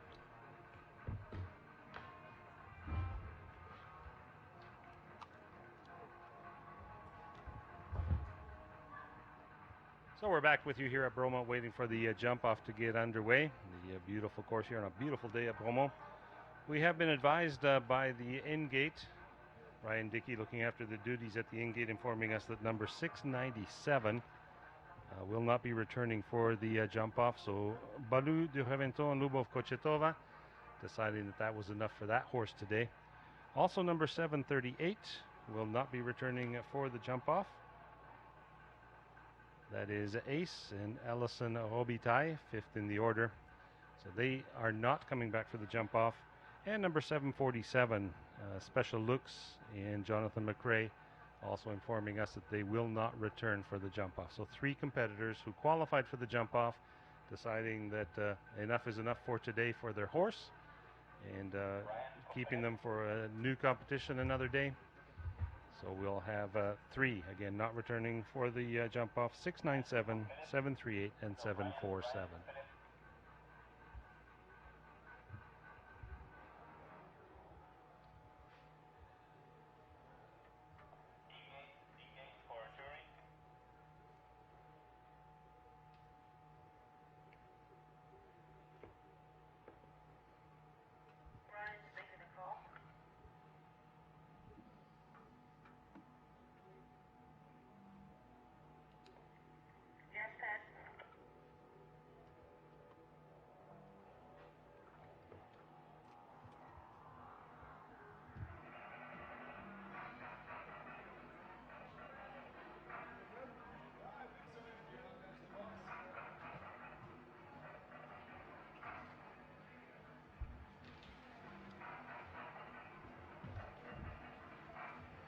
Go.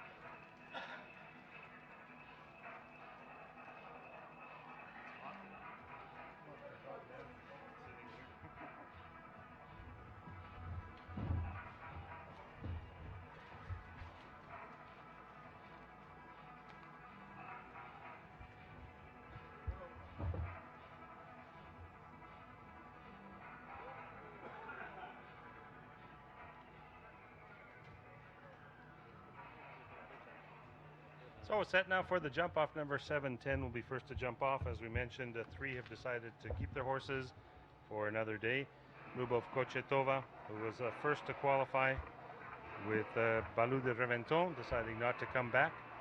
So we're going straight to number 7, 10 now. Upi Delis and Andrew Coker.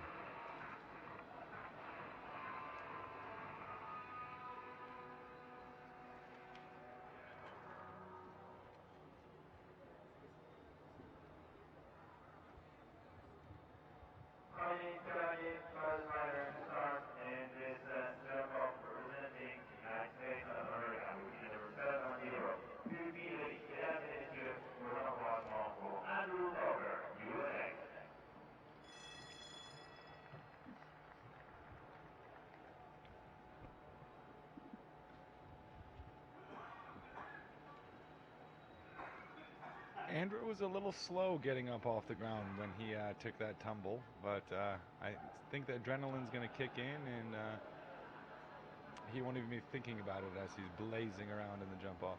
Well, that's what you do. Your first in, you just go for it, don't you? You hope to set the pace and have the win at the end of the day. Yeah, and then make the rest chase you. And he's already he's opening it up. And number 1's still a long way away. Yeah, there we go.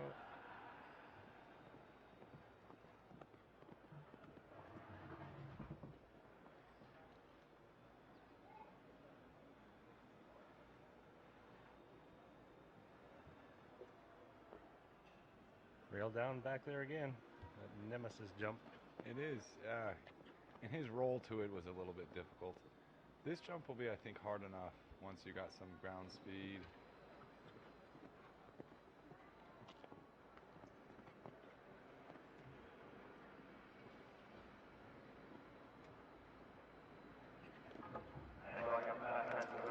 That will be a good time. I mean, that's going to be a hard time to beat, but obviously clean is going to is more of the what you want to be aiming for.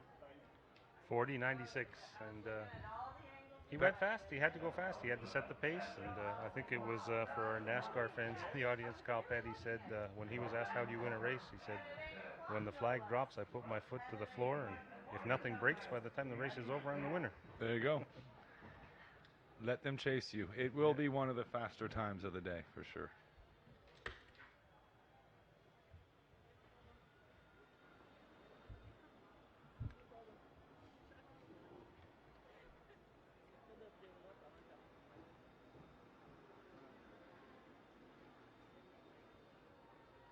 So we got a shot on the monitor of the horse coming down again, collected, quiet. No need to wind up the horse coming into the jump off. Do they know their job at this point? When they've been in once, they've gone clear. Do they get the vibe? Like I said, a horse at this level, they're seasoned competitors. They know what to expect. They would have had to jump off many times in their career to get to this level. So it's no secret to the horse. They really know.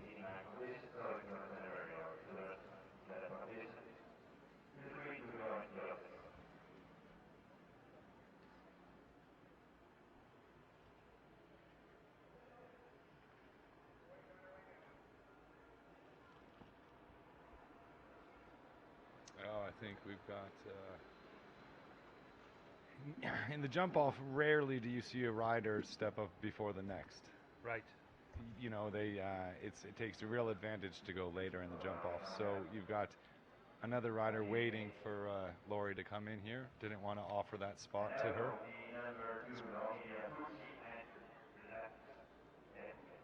Blackberry and Lori Bucci here to see how they can do against Guillermo Georgia in his jump off course.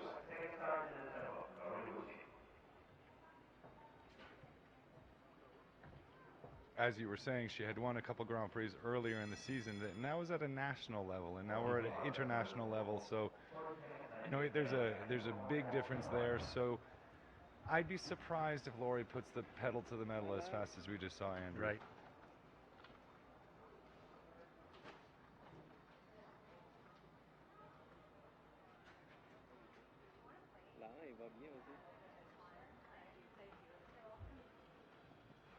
Interestingly, though, the show where she did win the Grand Prix was designed by Guillermo. Yes, good point. Good point.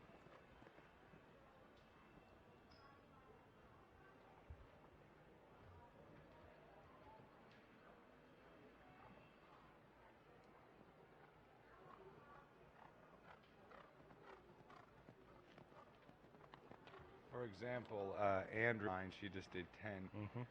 So we'll be a good 5 seconds off the marker of Andrew, but by the looks of it, We're already close to Andrew's time there. I didn't want to finish my sentence. You hate to be the jinx. Yes, so I. Yeah. So home in 47 and change. 47 and for 14 and Yeah. 4 faults.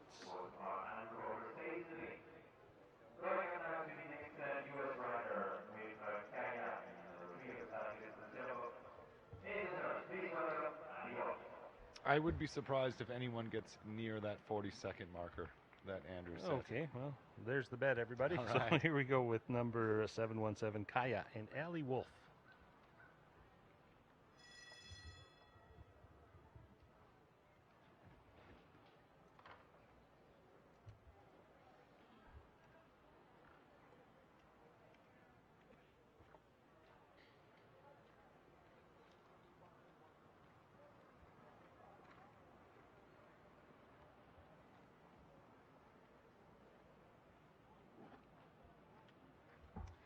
If she's starting off the left lead, I thought that was a smart because you got this right inside turn here. Looks like the left led her into it a little bit nicer. Very composed rider, Ali is.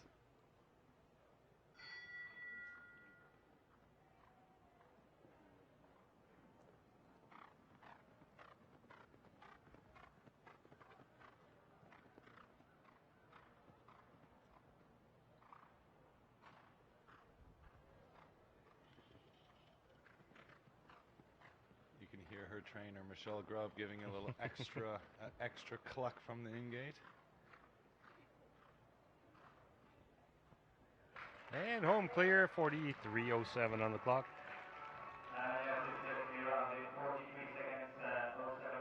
So she sits second right now on the leaderboard as we continue. I mean, this is your job, but she actually sits first on the leaderboard, being the only clean. I might have to take your job from you, Jeff. You just might have to. It's the sun, what can I say? We are sitting here, beautiful Bromont, but the sun is right in our face, so it's getting to Jeff's head. Oh, it must be. Who's in the ring now, Paul? Oh, okay, I'll let you take over your part of this. This was he's a great riding kid. I can't remember his name, but you're going to tell us. Fernando Martinez Yeah, from there you Mexico go. City, here with Corbaque. I saw Leslie Howard giving him a little pointers, and one of the masters of faster, Leslie. So let's see if it rubbed off on him.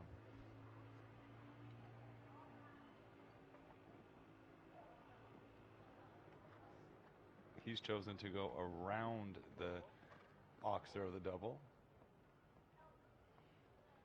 but he's on a good pace.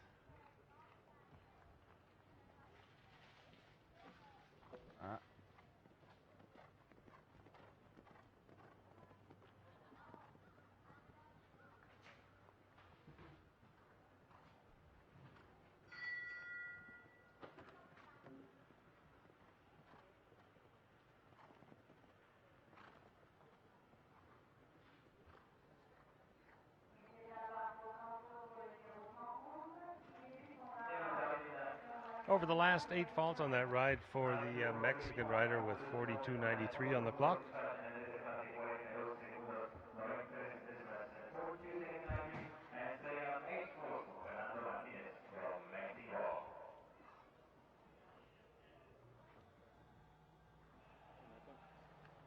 So once again, we did have a few people deciding they would not ride today. 697. The first in the order, Urus, is the only one that Lubov will be bringing back to the jump-off. Decided that Balou de Reventon would be best with the rest today. 738, as we mentioned earlier, also opting not to ride today. That was Allison and Ace. And also number 747, Special Lux and Jonathan McRae. So the 3 today so far. It could be more. Well, clearly they got the eye on the prize for Sunday, and it's a horseman. It's a wise decision. A lot of the times you run them in the jump off like this, and they don't have enough gas by the end of the week. So we welcome Urubov Kochetova to the arena now, riding under the Russian flag. Here with Urus 2, the 11-year-old gray gelding.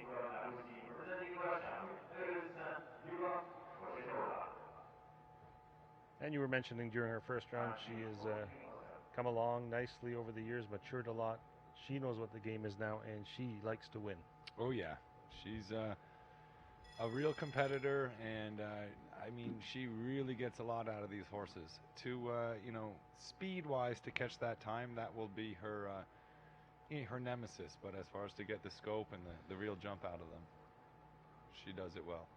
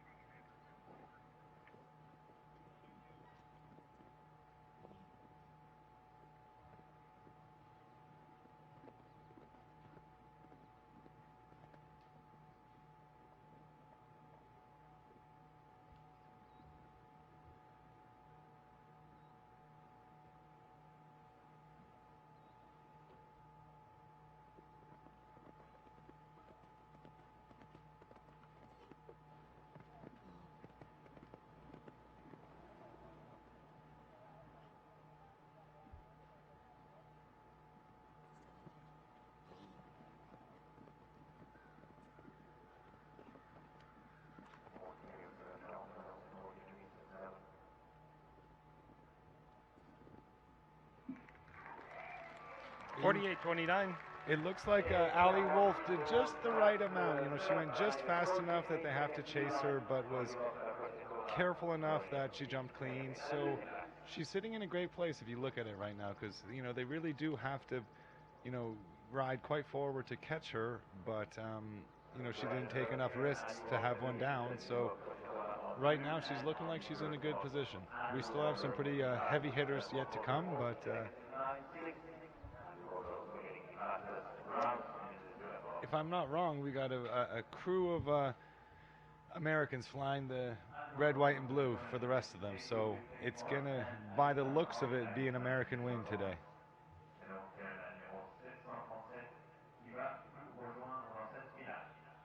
Sun's in the way right now, but it looks like 7-11, right, Paul? Yeah. So who we're looking for next? And, that's Andy Coker, who went first. So, like I said earlier, I doubt anyone's going to volunteer to move up in the order. And it might take him...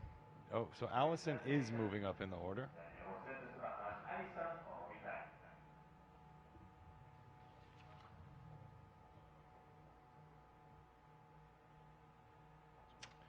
This is Allison Robitaille, and the horse's name, Sensation? 7:37, the 11-year-old gelding, Hanoverian gelding, moving up quite a bit. Mm-hmm.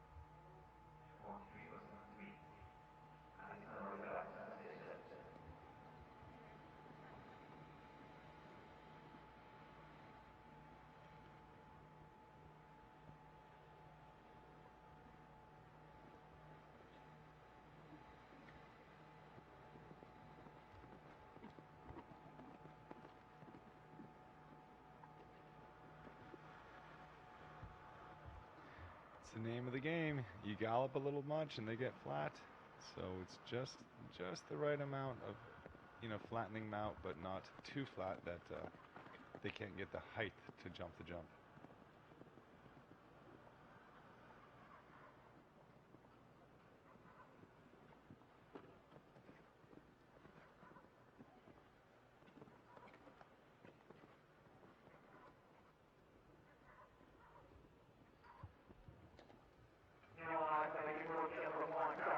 Four faults on that jump off, round time of 44.76.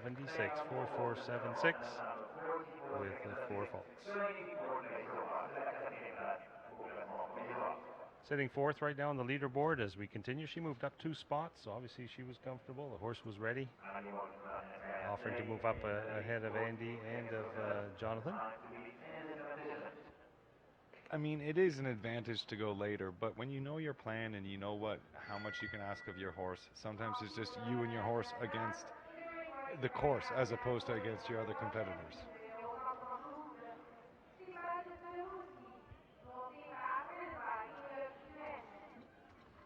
y a également la prochaine comète qui va avancer sa montée au positif de temps à un nouveau record de développé.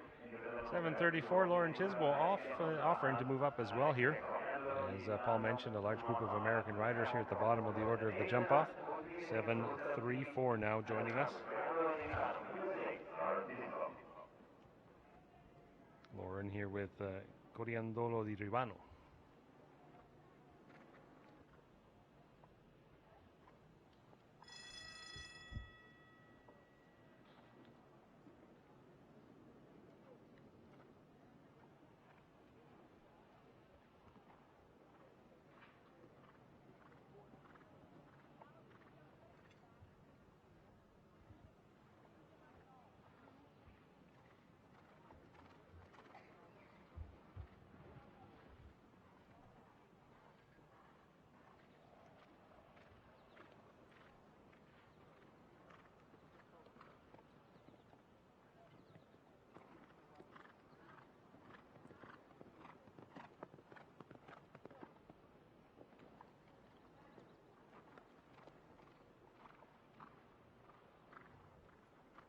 That was a super turn.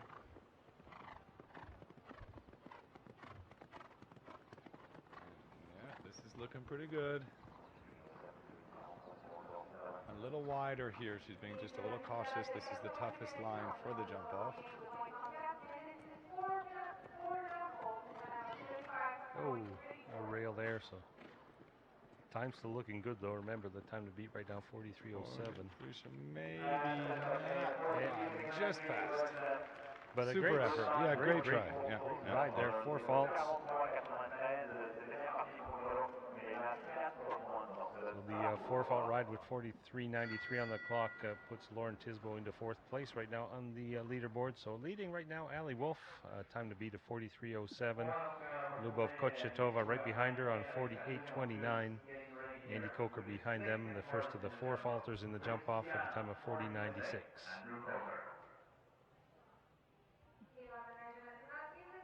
So I had said I can't imagine anyone's going to break that 40:96 marker. I'll take that back. Maybe Andy will break it himself. This time he'll try it with Kiana, the 9-year-old mare. And Andy knows the lineup behind him. I mean, he's got a bunch of fast riders, Lucy, Todd, them. So he's not the style to go slow and maybe risk for them to go faster. Mm-hmm.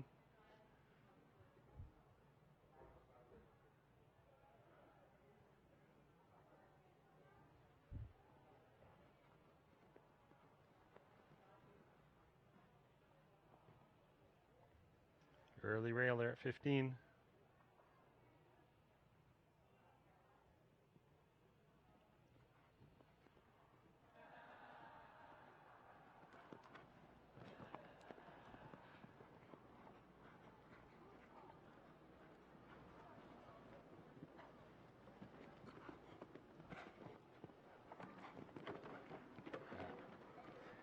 Sometimes those risks just outweigh the benefit.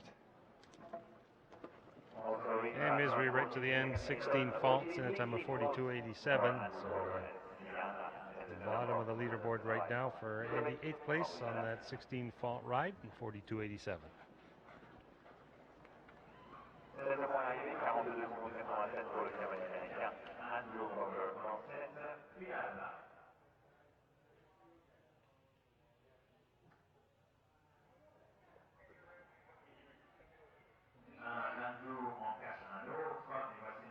Number 703 has just walked in the gates. This is Stranger 30, the 10-year-old gelding, the Hanoverian gelding, the entry of Andrew Ramsey.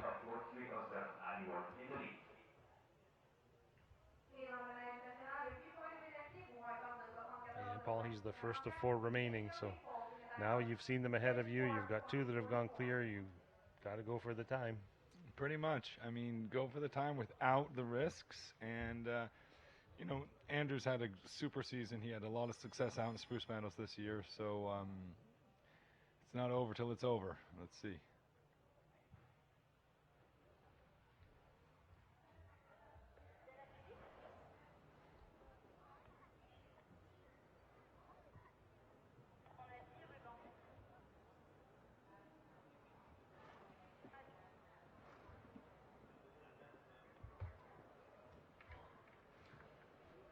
Brian, we have 10 ribbons in this class, 10 ribbons.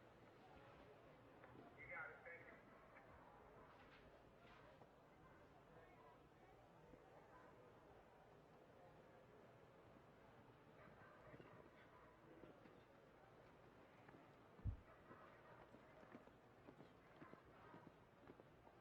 Teams at all of the pushing up the score on that is enough. Your 60-hour get started into the national race.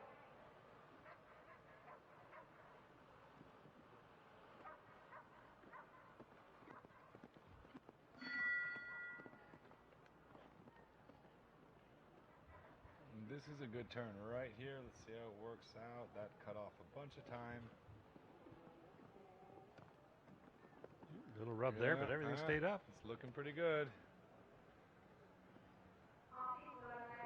There we go. Over the last crossing the line in 42.20, 42.20. So all the way to the top of the leaderboard. Andrew Ramsey now leading the class and making it ever so much tougher for anybody to beat him. 42.20. Let's give one more time. Encore une fois, vos applaudissements pour le nouveau leader, Andrew Ramsey.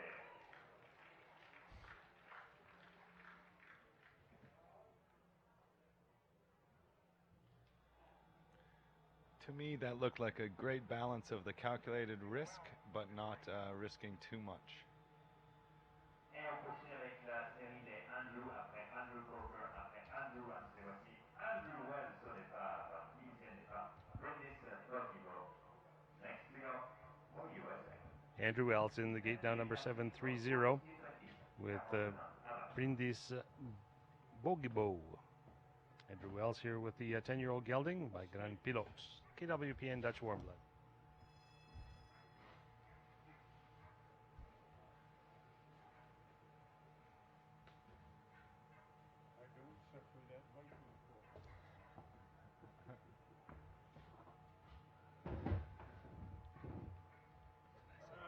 Did I say Wells was winning? No, I said Ramsey. You said Wells. No, you're fine. Was winning. Okay, good. You know, Andrew Ramsey. What's the best time? It was Andy Coker, 40 seconds. Andy was 40 seconds. no, 40. So he was 2 seconds. Like this one.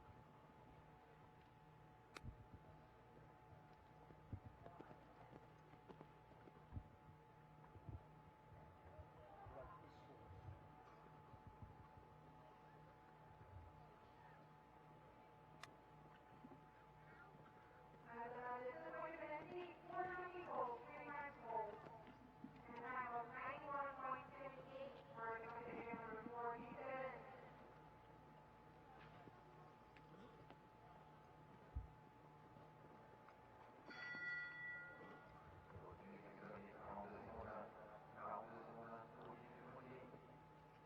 On the across the finish line, 42.84.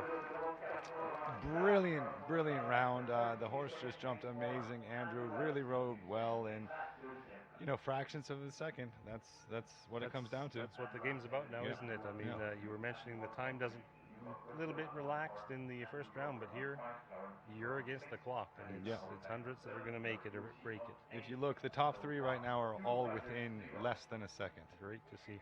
Lots of talent here. Yeah. 7:07 walked in the ring. This is Lucie Delaurier with Hester. 11-year-old gelding, a Belgian warm blood.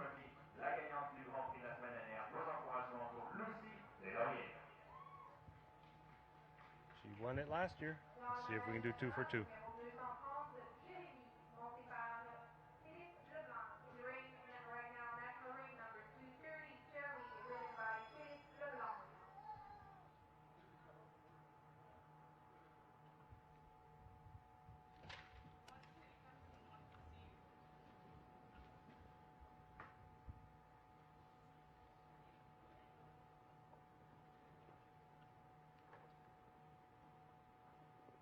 already there. Such a smooth turn on landing. You take a fraction of a second on each turn and it becomes a couple seconds. A lot of maturity shown here by the rider at 17 years old. Huh? Incredible. Really incredible. Oh. Well, it won't be 2 for 2, but she won't slow down for that.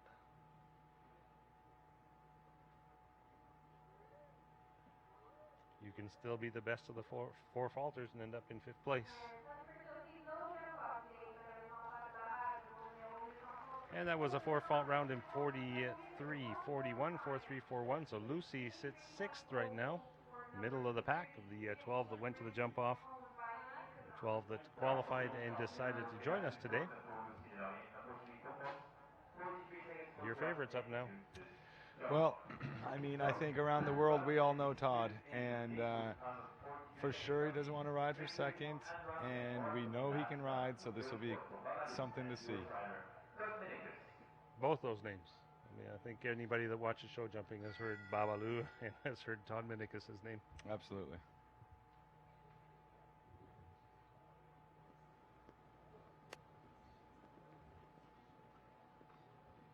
Spent a lot of time in Europe this summer. He just won the Grand Prix of Tryon last weekend on his other horse, so obviously no stranger to winning.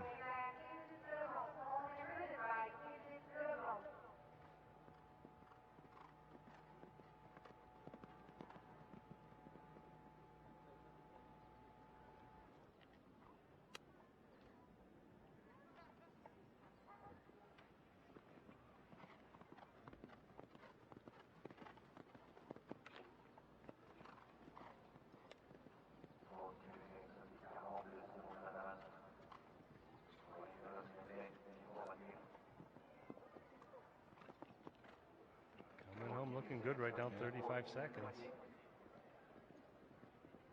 Oh, right at the end of the course. What a shame. 40.57 the time. You said no one would touch 40.96, and here you are. 40.97. That would have been beautiful to see. I went against one of my favorites, but how smooth Todd made it look. You know, you wouldn't have known. I had no idea he was going that fast. No. I didn't look at the monitor, but yeah, that was a little unlucky at the last. But just a touch. But like you've said many times today, just the name of the game, the nature of the sport. And we'll turn things over now to the house announcer, Philippe Lejeune, for the awards presentation. Paul, thank you very much for making your time available to be here. Pleasure working with you. Once again, thank you for having me. Looking back at the door, I see the next generation. Yeah. Your son Olivier coming to watch you work. Yeah. Yeah. Well, it's fun to be able to do a wide variety of these things. It's a fantastic sport we're in, and once again, thanks for having me. So the rundown now: Andrew Ramsey and Stranger, the top place competitor from the United States. He'll be back with the balance of the class now for the award presentation. Thanks for watching, and we'll bring the next class to you on Friday.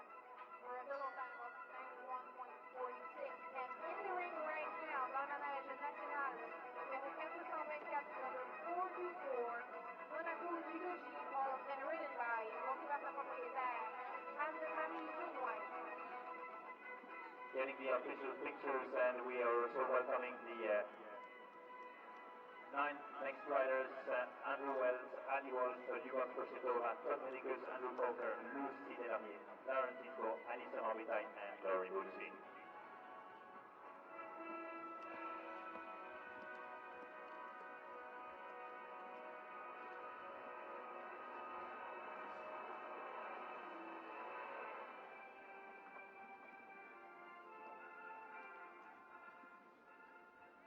So on the second place, at la deuxième place, Andrew Wells.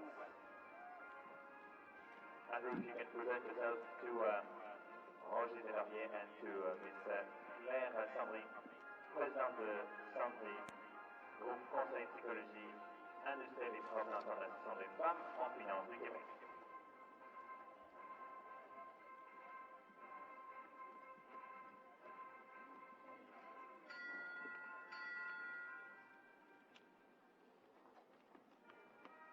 À la troisième place, on the third place, for USA with Kaya Ali Walsh.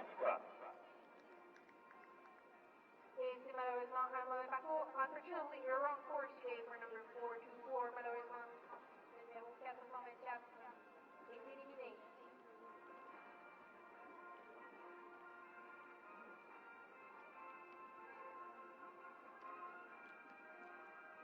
Also supported by Claire Landry and Roger Delarmier, finishing on the fourth place, representing Russia pour la Russie, Yuva Krochetova, fourth place.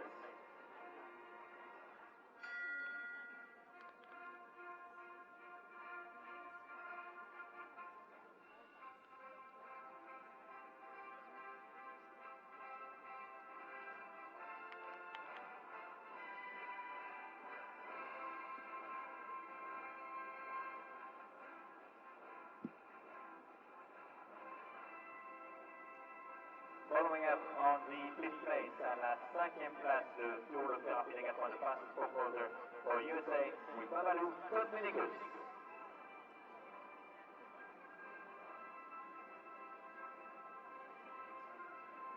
Dans le manège national International Ring, le numéro 249, number 249, Arian P, monté par Alexandre Bécourt.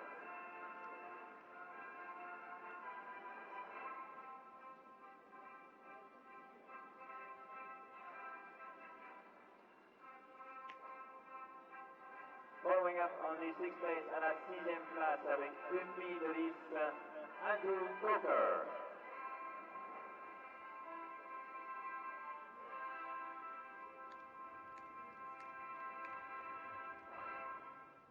Sixième place donc pour le cavalier américain dans cette épreuve.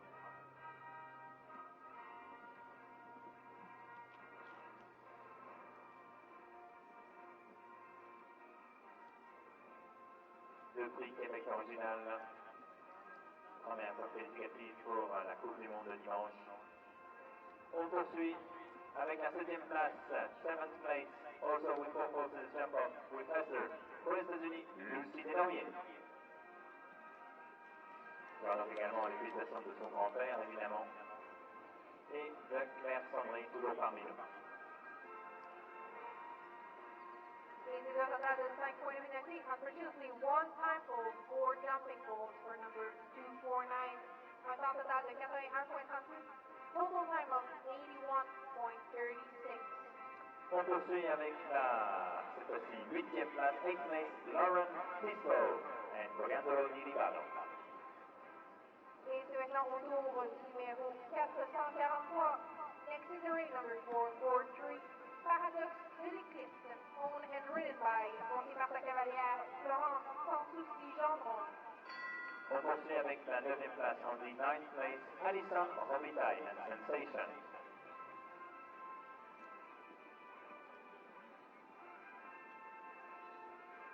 And the 10th place, la dixième place, à nouveau pour Laurie Bucci et Blackberry, 10th place.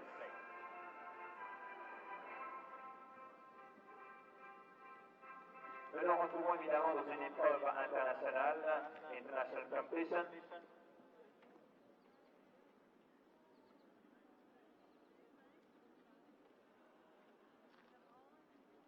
Nous allons demander donc aux cavaliers de s'aligner. We will ask to the riders to line up. In honor of this US victory, ladies and gentlemen, mesdames et messieurs, en l'honneur de cette victoire américaine, je vous demande donc à toutes et à tous votre attention pour l'hymne national, National Anthem of USA.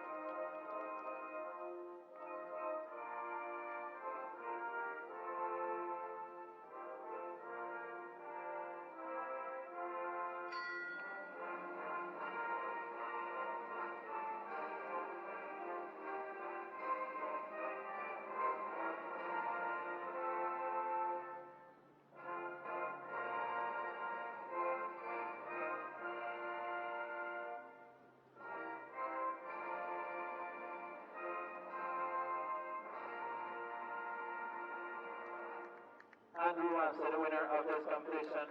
En remerciant évidemment la présence de Claire Landry, présidente de Landry Group, conseil psychologie industrielle et représentante de l'association des femmes en finance du Québec, et M. Roger Delarue. Nous allons demander au vainqueur Andrew Ramsey d'emmener le tour d'honneur en musique et sous les applaudissements du public. Lap of honor for the winner of today, Andrew Ramsey.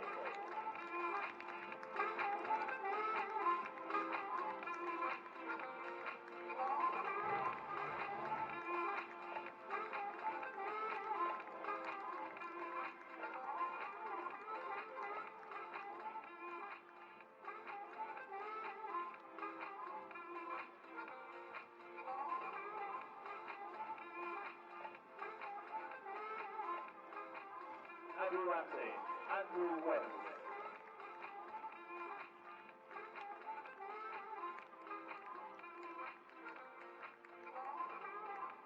The winner, Andrew Ramsey. As well as Ali Wolf, the Golf Coach Pro by Makers, Andrew Coach, Lucie Laurier, Darren Piso, Alice Morrison, et Laurie Bucci. Et nous avons un tour d'honneur dans ce programme numéro 234, 1 mètre 15 courir. We have a new leader in the 234 class, meter 15 open jumper.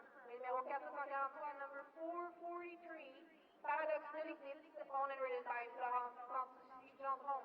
And now we have our last rider for this class, numéro 362, number 362, Tucker, owned and ridden by Agent Anna. Voilà, c'est plusieurs quelque chose sur la piste internationale, en dernière sans entraînement, évidemment, rendez-vous dès demain matin pour la suite de connaissances. And my evening, I cross the road, I will see you tomorrow. The next competition, have a nice evening, Bromont.